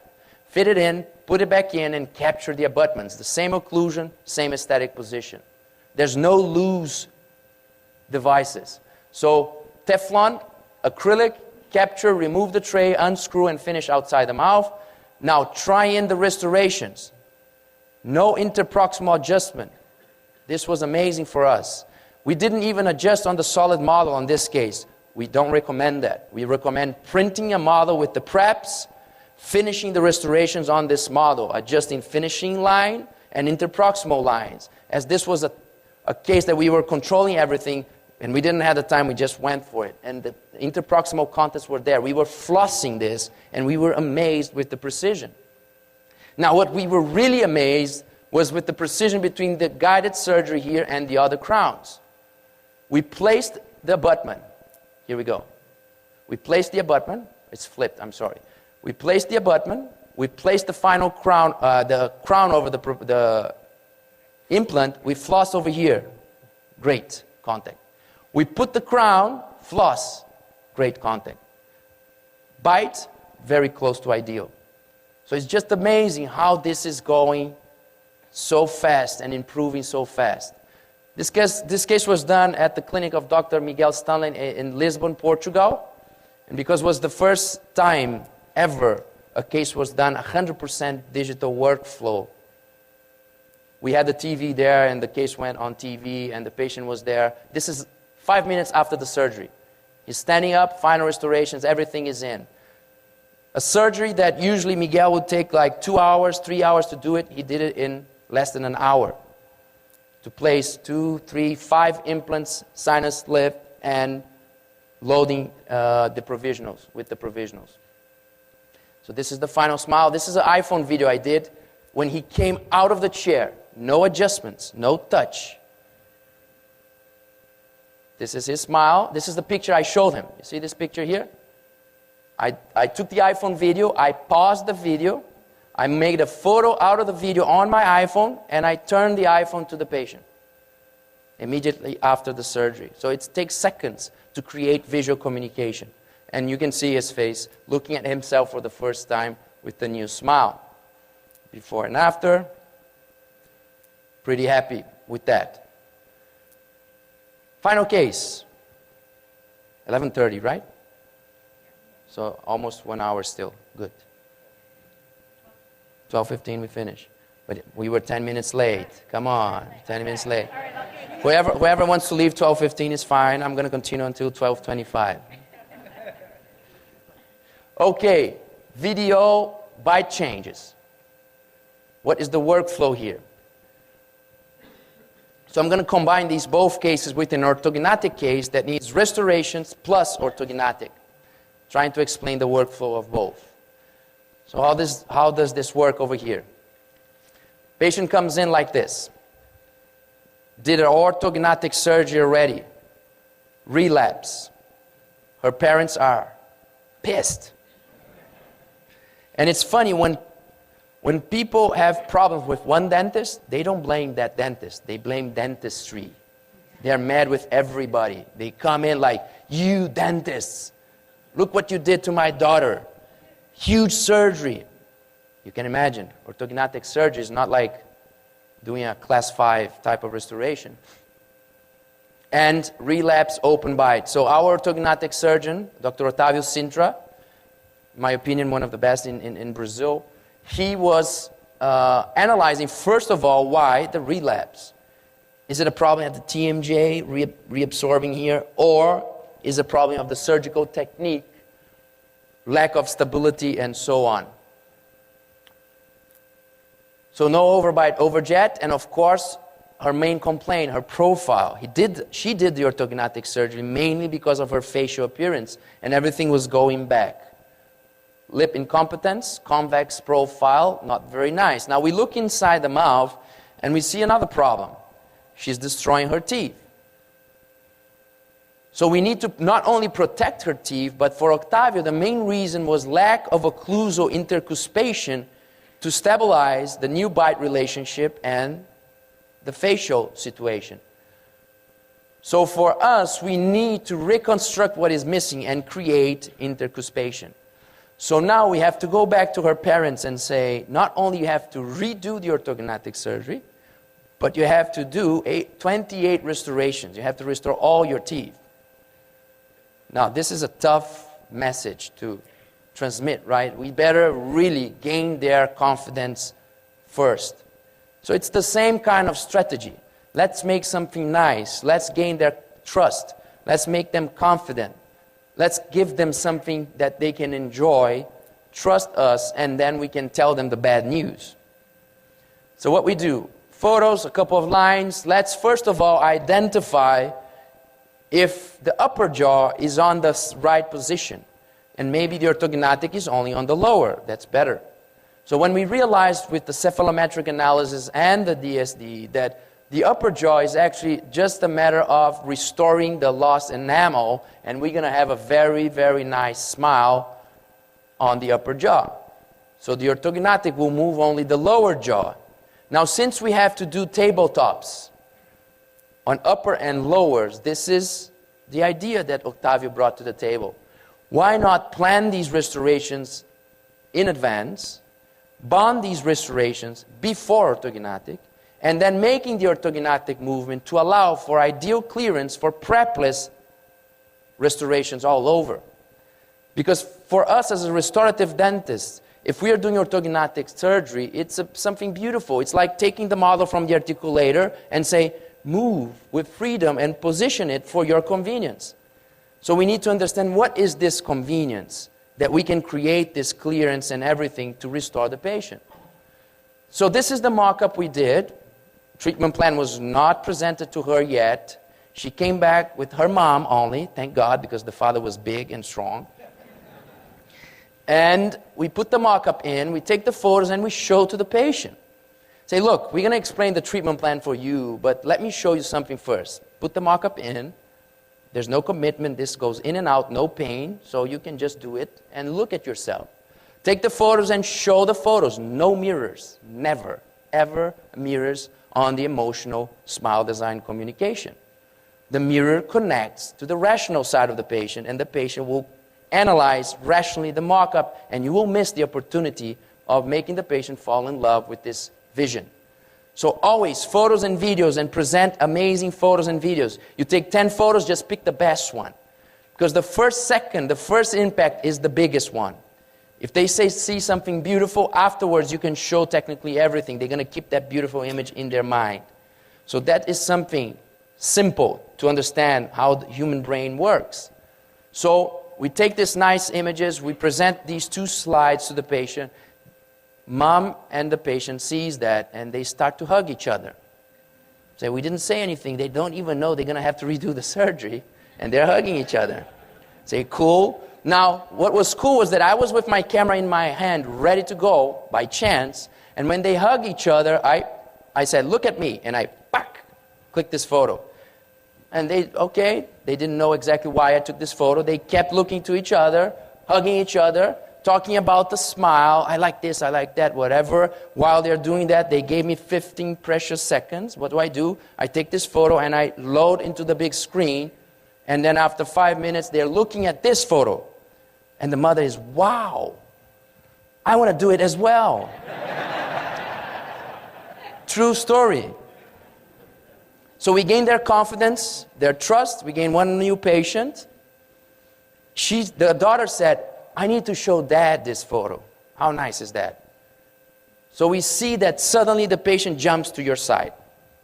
So I love these tough situations. I love when the patients are angry and mad, and with skills we can manage their emotions and really bring them to our side, because we know we can deliver something nice for them.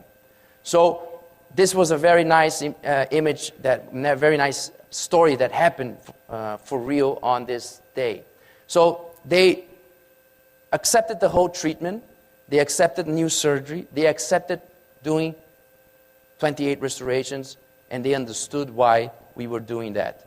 First starts with ortho preparation for orthognathic surgery. And then starts, I think, the nicest part of the story, the treatment plan, the reverse treatment plan. And I really have to give credits to Octavio, that was the manager of this brainstorm on this specific case. So this is the situation here. No intercuspation, flat, open bite on the front. First step, understand the ideal position of the upper jaw with the face. Always, always the same story.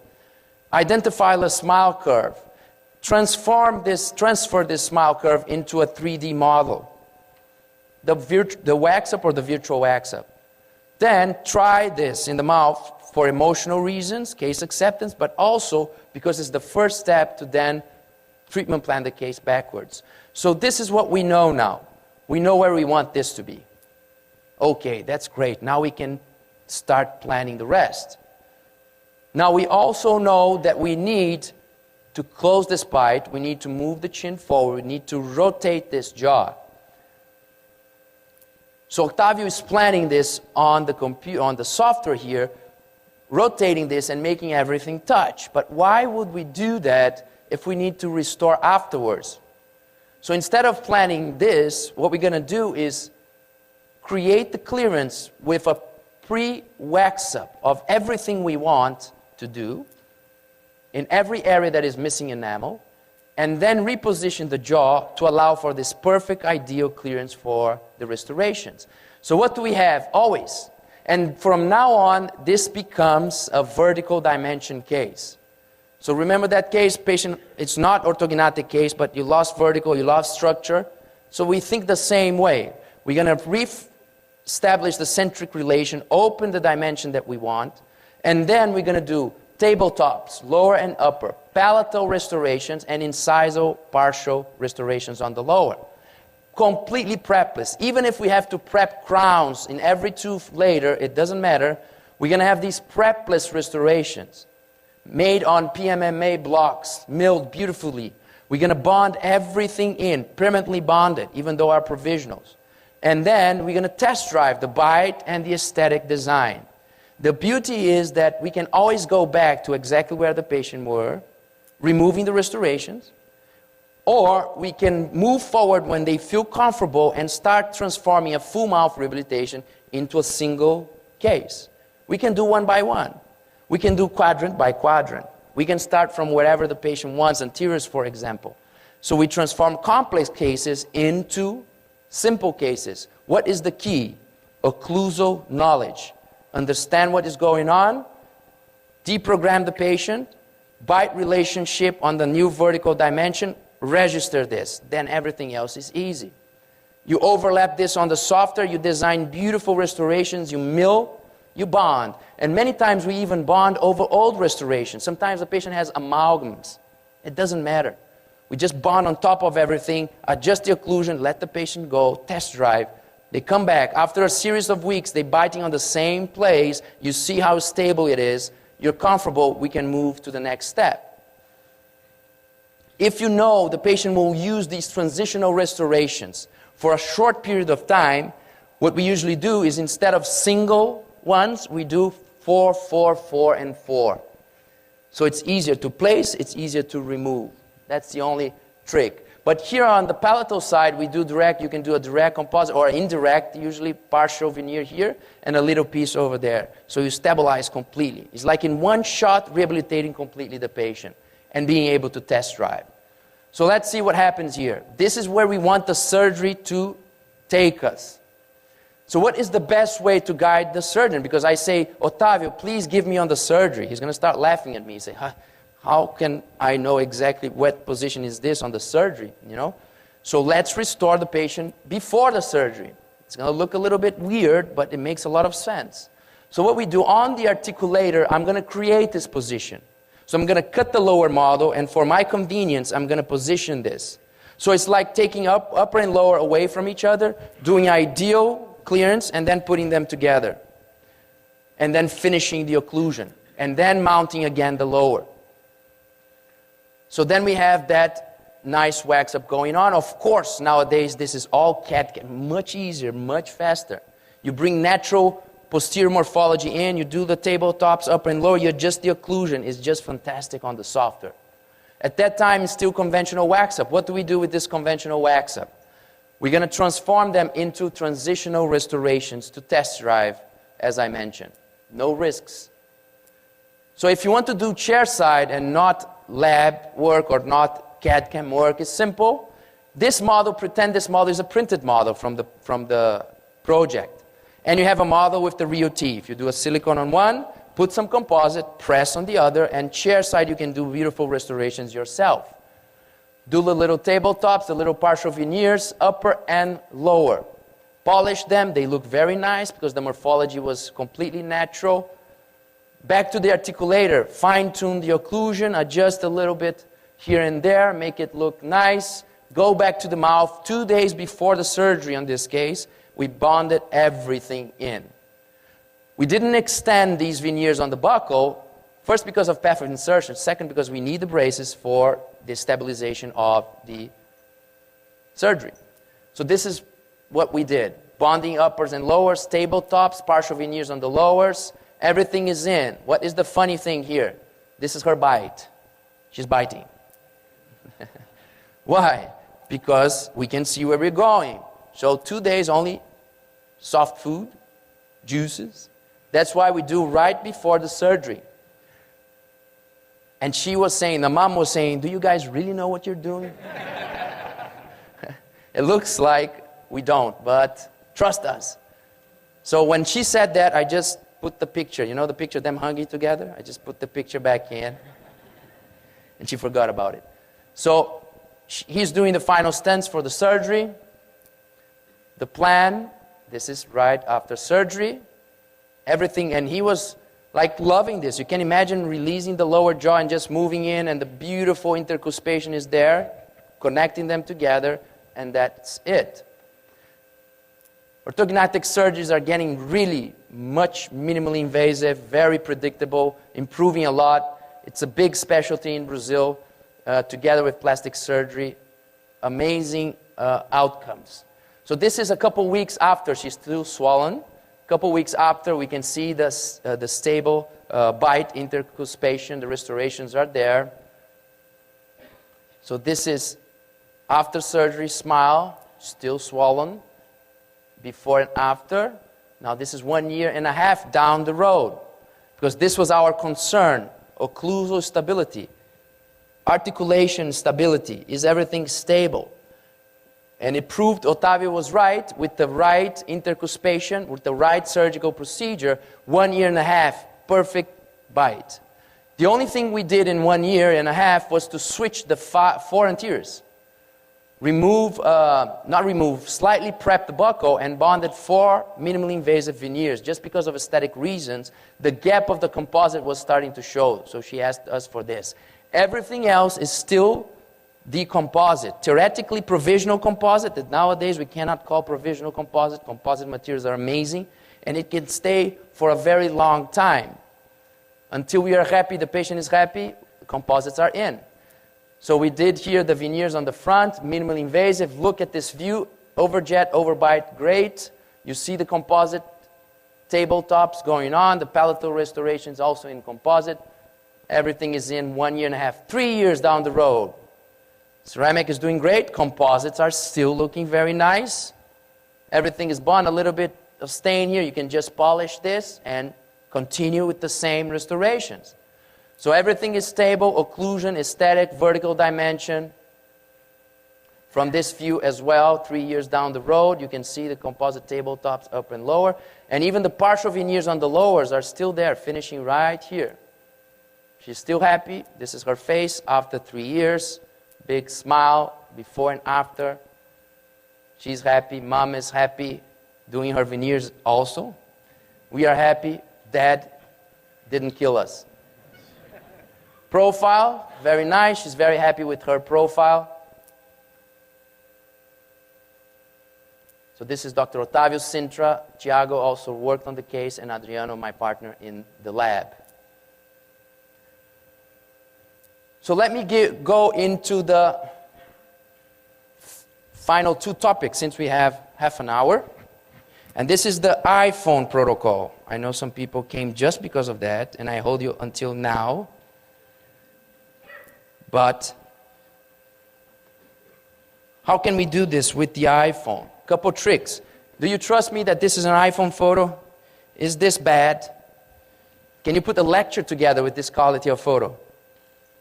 So we realized that with the light, the right light, you can even put a beautiful lecture together with your iPhone. So I'm just walking around with my iPhone. I know some people want to kill me because they just bought a $10,000 studio because we did convince them to buy it. But we change our mind, you know. We evolve. But anyway, if you like photo as a hobby, the studio is great. Anyway, this is the iPhone video. Is it as beautiful as a super high definition camera? No. Is it good enough? Yes. For what? Design, plan, sell, and deliver high-end dentistry. That's what we want. I'm not going against fancy photography. I still do it. Okay? But this is enough for us on a daily basis. Look at the whole protocol. Now, I'm pausing the video. You don't need a special software to do this. If you have a Mac, you click Command-Shift-4, and you're going to take a photo out of the video. If you have a PC, there's a tool in your PowerPoint called Snapshot, I think, something like this. And you take a photo out of the video. So you can move the video, pause the video, and make a print screen of the area that you want. So you make the video as big as possible on your laptop screen, pause, and take a photo. So look at the protocol here, the DSD protocol on the photos from the iPhone. Now look how interesting. Now if I take this photo from the video, I crop and I zoom in, I still have this quality. Good enough. Good enough for me to draw the lines, good enough for me to calibrate my CAD/CAM software, for example, behind it, and I go for the treatment. 12 o'clock view, most important. What is the cool thing here? When you do the video, you don't have to worry about clicking the photo at the right moment. Huge majority of all the photos that we were getting from dentists to allow us to make the design for them were not on the right angle. So teaching the dentist, or even more difficult, teaching the whole staff to do the photos exactly the way we wanted was very challenging. So what we tell the dentist and the staff now, take the phone video, don't worry about clicking anything, just move a little bit, right and left, up and down. You have 300 photos in 30 seconds there, and we can pause at the right angle and make the photo at the right angle. Even the occlusal, Luke. When we do the occlusal, we want a perfect perpendicular occlusal image, even without retractor. Remember, we are doing this on the first appointment. The patient doesn't even know if he's going to do the treatment with us. And we don't want to bother this patient with 200 fancy photographer mirrors, retractors, and things like this. I want to do it in 5 minutes, get done with it. Next appointment, sell the case, and then if I want to take more photos, I take more photos. I just need what I need: design, plan, and sell. So I can take a photo with this, and this is enough for me to overlap into the 3D world. Make my drawings, plan my ortho movements, and so on. So even the drawing, look, the little drawing here. This goes to Invisalign, and that's it. You got the movement that you need. You can use this to explain to your patients as well. What is the trick to make a smartphone become a very good video camera? Is the light. You need a lot of light. So instead of having those fancy umbrella studios, or together with them, just get some little LED light panels. Now, we are using this. It's very cool because you can calibrate the intensity and calibrate blue and yellow.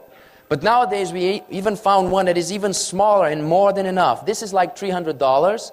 The little one we found is like $40. It looks like an iPad. It looks pretty much like an iPad, but it's an LED panel.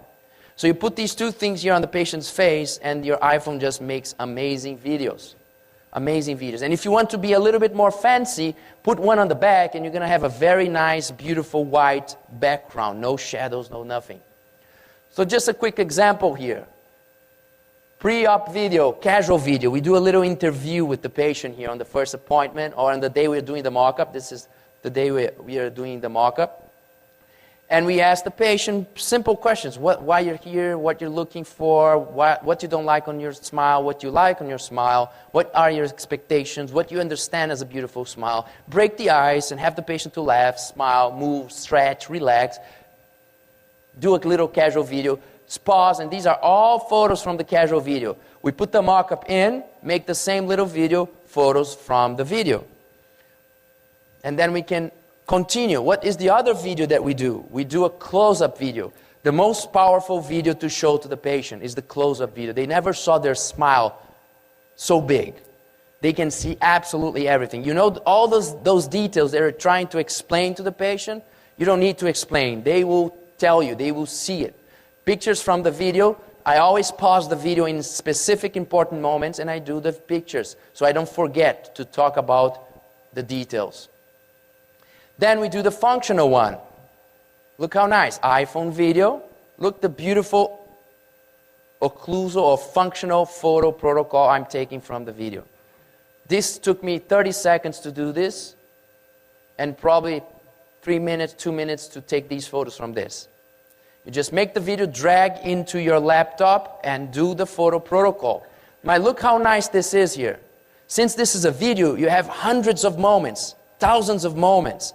So if you want to find that little interference where the lateral is touching the canine, or where the molar is touching on a non-working side, everything is there because I'm filming like this, so I can stop the video and I can see that little movement where things are touching, yes or no.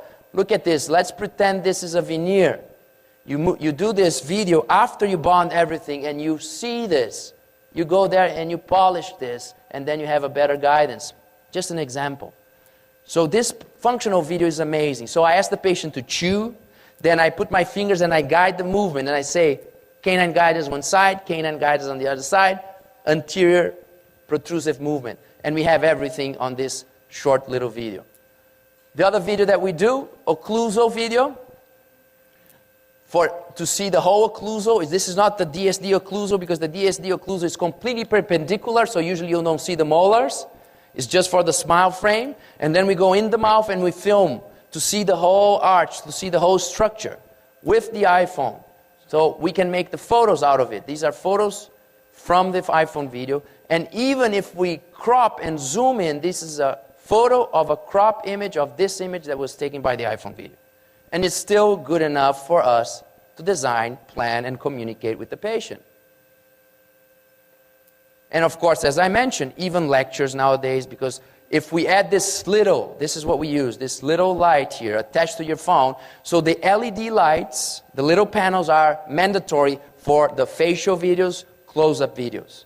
If you go intraorally, then you need something more specific, something smaller. The light goes in like this. Our suggestion is get this. This attaches to your phone, and you transform your little phone into an intraoral camera. Very, very nice intraoral camera. You can make things like this. So very easy, very educational. If you put lectures together, you just have your phone and your little light beside you always. You're doing something cool, very simple. You take the phone, press record, and you're doing a beautiful video of that little procedure. Put it away, continue what you're doing. So it's very fast. If you're trying something in from the lab and you see something wrong, instead of trying to explain on the phone, take a little iPhone, make a little video, show it with images. Why the abutment is not right, why the contact point is missing, whatever.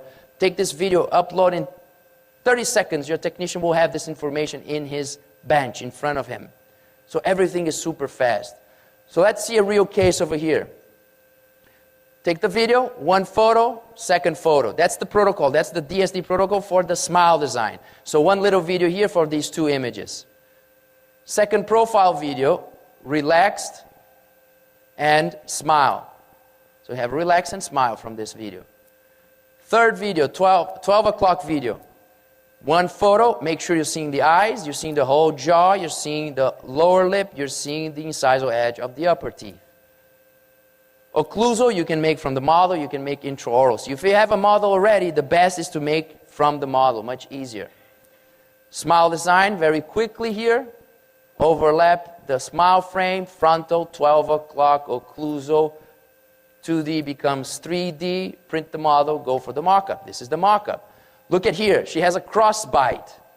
She cannot even bite with the mock-up. That's okay. This is just to show her what this will be, the aesthetic potential of the case. We have a treatment plan behind. She doesn't even know that we're going to suggest her ortho, moving the teeth, adjusting the lowers, and then restoring. But first we create this emotional impact. First she sees herself, picture from the iPhone. That's the final trick with the iPhone. The emotional communication, you need to capture the most beautiful moment of the patient. And the most beautiful moment is usually when they're smiling with their eyes. Now, how difficult it is, whoever takes portraits here knows how difficult it is to make nice portraits. Even worse, to make nice portraits of people that are not top models. Even worse, take nice pictures of people that don't like their own smile. And you're telling them, just give me a big smile. Even worse, that she didn't even see herself yet. So what is the trick? Don't try to make the photo, make the video. the video is going and you're interacting and she's smiling, in 30 seconds of a video, I can guarantee we can capture always a second where they're looking great. We pause this video, this moment, we print screen, bring to the slide, and you make a nice slide like this. This is reality. This is super fast. And you create this impact on the patient. And then we're going to sit down with the patient and say, you like it? Yes, I love it. Okay, let's explain to you what is the treatment plan behind it. So what I'm going to do, I usually use the drawings to explain the plan behind it. So many times I go back to my lectures, for example, to copy. So I have pre-made drawings that I can just copy and paste. And with a couple of drawings like this, you can explain almost every case you have. So this is what I'm going to do for her. I'm going to create a little story. And just to make it more fancy, I'm going to even put a little picture of her, make it black and white, bring the drawings down, and then project the drawings. What I'm telling her, look, you like your markup? That's great. This is your markup. This is your bite. We have a problem. Oh my God, I have to do ortho. I don't want to do ortho. Okay, if you don't do ortho, that's no problem. We're going to do this with your markup. No, I don't want this. I love this. Okay, so then we need to do something about this. Either we open your vertical, and then we have to restore your posterior teeth. That's fine, and we can do this. Or we move your teeth with ortho. This is opening the vertical. We move your teeth with ortho. Don't restore your posterior teeth because they look great. And we can do the new smile design. Okay, I understand. Let's do it. Visual communication. Last topic. I have 20 minutes to go over this. Would you believe on me if I say that these are monolithic restoration? No layering, no wax-ups, no hand touch. Straight from the machine, texture and shape developed by an old CEREC milling machine and an old CEREC scanner. Not even the newest stuff that is out there. This is it. Is this good enough? Can we live with this? This is what we are saying. 60-70% of the cases we can solve with this kind of technology. Oops, I'm sorry, that's not. It's on the other presentation here, I'm sorry.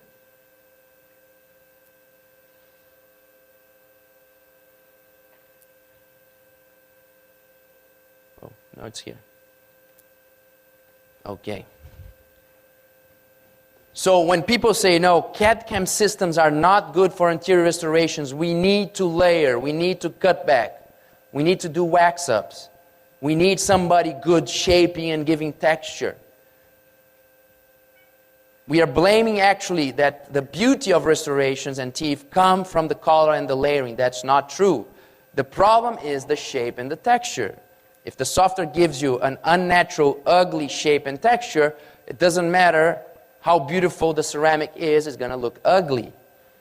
So we need natural algorithms.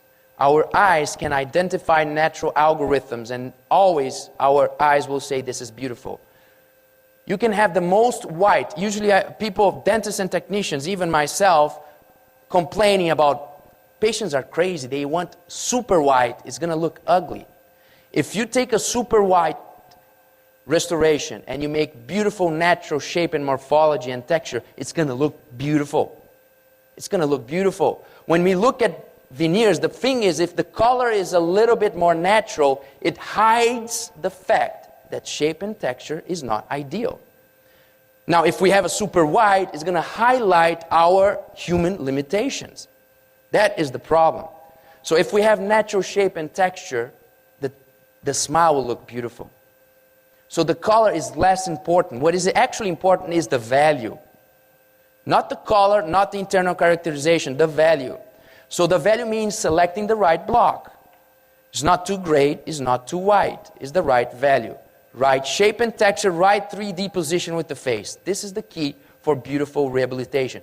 This is natural morphology. This is nature. This is why teeth look beautiful. the beautiful little natural imperfections of nature, they all together, they create something beautiful. There's a book from a German dentist technician, Jan Heito, called Anteriors. It's an atlas with cases, and the beautiful thing is that it comes with a box of natural models. 42 pictures and 42 models. He did it to help technicians and dentists to study morphology, to look into these models and try to reproduce with their own hands. But now we have the scanners. So this is when my great mentor, Dr. Paulo Cano, started with the concept that we call the skin concept, using nature to design our restorations and simplifying our lives, going for the shortcut. So the first thing I want to explain is what we call the analog skin concept, is what he's doing. What he does is very simple. Patient comes in, little video to analyze the smile. We do the smile frame. We measure the length and the width of the teeth that we believe will make her smile better. We go back to our drawer.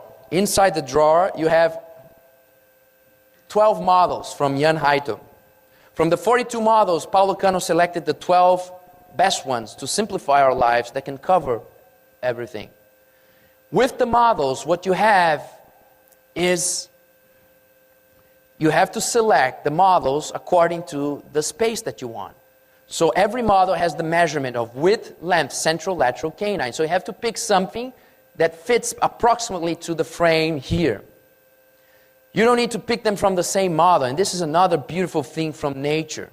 You can pick centrals from one person, laterals from another person, canines from another person. We did already all kinds of combinations. They all look beautiful. Nature loves nature. They all blend in. So we just pick the shapes that we think are nice and the measurements that fit the frame.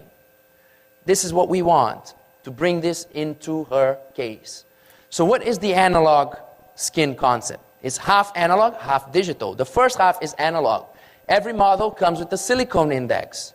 Every silicone index has a little skin of the buccal surface of the teeth. It's like a little shell of composite. You can even use composite that you're going to throw in the trash because it's not good anymore.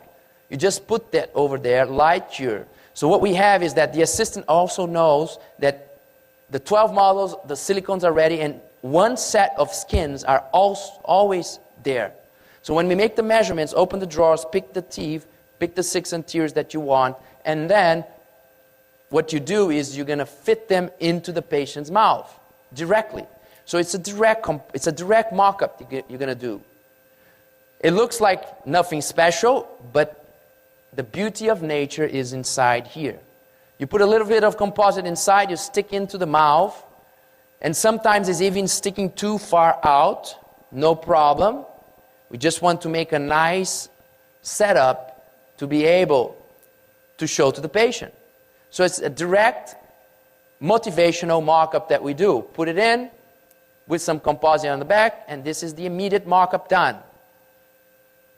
Good enough to show from a social distance the impact of this new design. Now, many times we need to bring them back a little bit. So what we're going to do, we're going to go through, now the patient says, yes, I want it. We can even go this on the same appointment. So we take the skins out.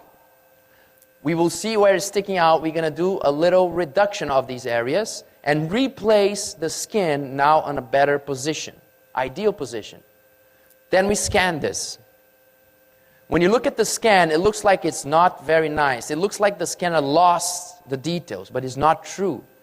The software is smart and knows that if we show everything here, this file is going to be so heavy that you're not going to be able to move it. It's going to be rotating like this. So it removes most of the texture. So many technicians, they look at this and they say, this is not nice. They go here, take a tool, and they start to put texture. What are they doing? Destroying nature. Believe the scanner captured it and it's there. So you don't need to do absolutely anything. You just finish the margins. That's it. You scan, you prep through this, scan the preps, overlap the images, select the block, press a button, let the machine mill it. Veneers or crowns, it doesn't matter. Straight from the machine, cut the sprues, polish. Go back to the mouth, and they immediately look like this. No stain, no glaze, no layering. Now, most of the patients, I will say, they like this, the way it is. Now, because of photography reasons, Paulo Cano did staining. We think it's beautiful. The patient said, okay, you took the photo, remove the stain now. Go back. So this is the reality. So when we try this in, many times it's just a little bit of stain, maybe orange on the cervical and a little bit of white on the incisors or a little bit of blue. The block is multi-block. Remember, Empress Cat multi-block has already translucency towards the incisor edge. So it's a beautiful block. So if you get a nice hand polish, sometimes it's just enough. Look at the texture. Look at the natural algorithms. Look at this canine. When I see this as a technician, I get emotional. Sometimes I even get angry because I remember how tough it was for me to learn how to make a canine like this. And it's not easy. So now comes the next step. What is the next step? Complete virtual skin. We bring these not as a model and a silicone index. We scan this and we have this in the file of our CAD/CAM system. So now what happens? When we have a case, we do the little video, we make photos out of the video, we do the smile frame. We do the smile frame, we select the shape, and what we want is to fit the shapes into the frame. That's exactly what we want to do. So this is now completely done virtually. You don't need to do in the mouth if you don't want. Now the advantage of doing the analog one is that you can do chair side if you want. You still need to do it with your hands. You still need very, very good hands and very good eyes because you're building your denture yourself. Here is complete digital. You make the iPhone video, you don't have to do anything else. Technician will design the frame, pick the model, throw it into the 3D software, and then select the skins, place it on the position, mill. Of course, you need to prep and then scan the prep, then mill the restorations. This is straight from the machine again. On this case, not even stain and glaze, just polish. Goes back to the mouth, polish in the mouth. Nice shape, nice texture. Good enough. Is it good enough? Not bad. Shape and texture and the right value. So now, another case. Patient comes.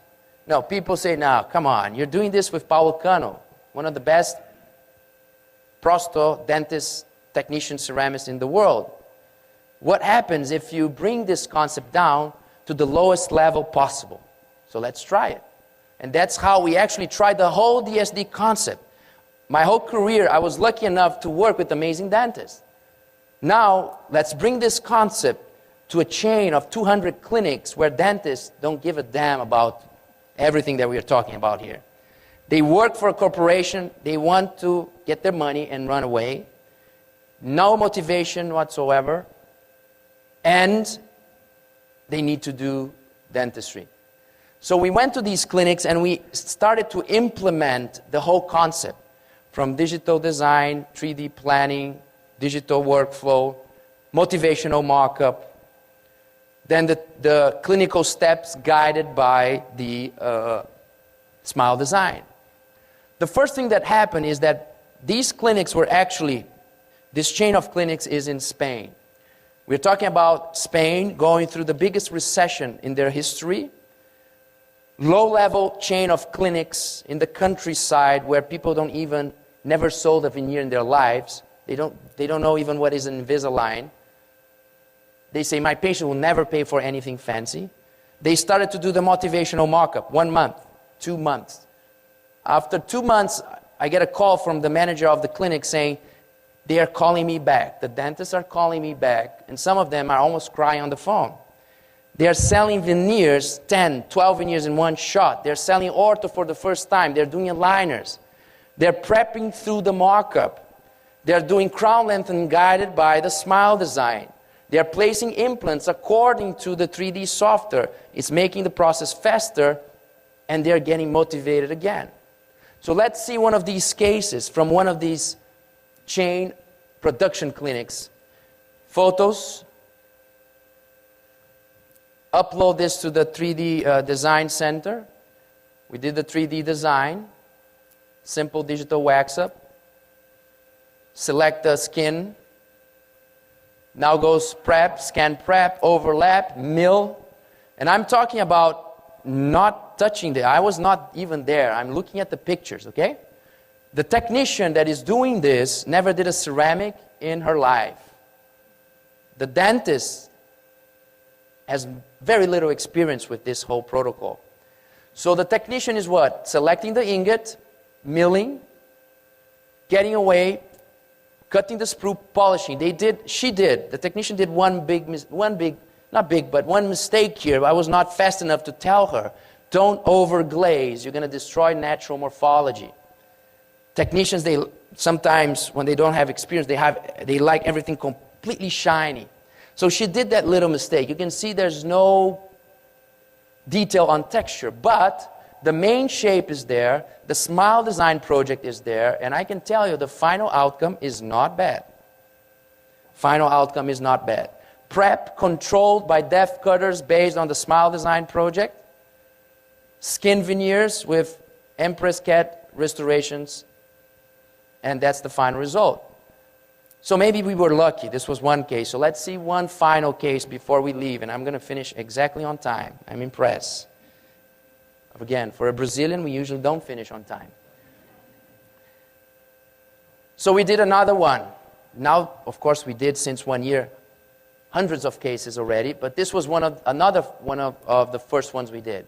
Smile frame, 3D project, mock-up, even gingivoplasty according, you see here. Prepping through, of course, remember the 5G. We cannot help them with the 5G. They're still fighting with the 5G. Finishing the preps, bite registration, quality of soft tissue control, cementation, and occlusal adjustments. Now we can start focusing on that to help them with that. But it's better. It's better because it's starting to be more controlled. But you know what is the main reason why it's getting better? It's because they're getting motivated. They're getting in love again with their profession. They're seeing the reward. They're seeing the patients. They're putting the mock-ups in, and the patients are hugging them. So I was about to quit dentistry, and suddenly I have a patient crying in front of me, hugging me, telling me I'm the best. Maybe I will enjoy again doing this dentistry. And because of this motivation, I'm going to do the preps a little bit better. I'm going to do the surgery a little bit better. And the whole care goes up. So preps, 3D design, milling, a little bit of stain on this case. This was not even Empress Cat. This is a full Emax case, CAD, Emax CAD. What is the disadvantage of Emax CAD? It's not multicolored until now. In a couple months will be, so it's going to be better. But still we like a lot the Empress Cat for the anteriors. But anyway, they were worried about the strength of his bite, so they decided to go Emax CAD full arch. This is the final outcome. Bite registration good. Midline is correct, incisal edge is correct, buccal corridor, lip support, everything is on the right position. One more case delivered by the team. So what is the message, the final message here? We can do beautiful anterior CAD/CAM monolithic restorations. And I believe that if the case is not too challenging when it comes to color substrate, we still need high-end technicians layering. For 30% of our cases, when you have bad substrate, different colors, very thin veneers, partial veneers, then we go for more fancy restorations. Or complex full mouth rehabilitation where you have different kind of infrastructures, etc. But we still can take advantage of the digital world. Again, if this can help dentists that are not that good and technicians that are not that good, I believe that good dentists and technicians can take this to a complete different level. And we can make high-end aesthetic dentistry more democratic and reach out for more people. So, this is what we call the complete digital workflow and the emotional dentistry approach. And I want to finish just with one little slide here.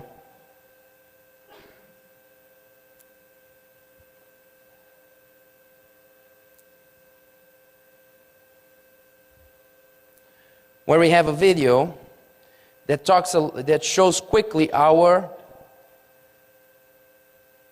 world tour. And for anybody that wants some more information on this tour, if we can have some audio, I asked them not to turn it off, and they did turn off. They always do it. So if you want more information about this whole protocol, we do have a hands-on course that goes all over the world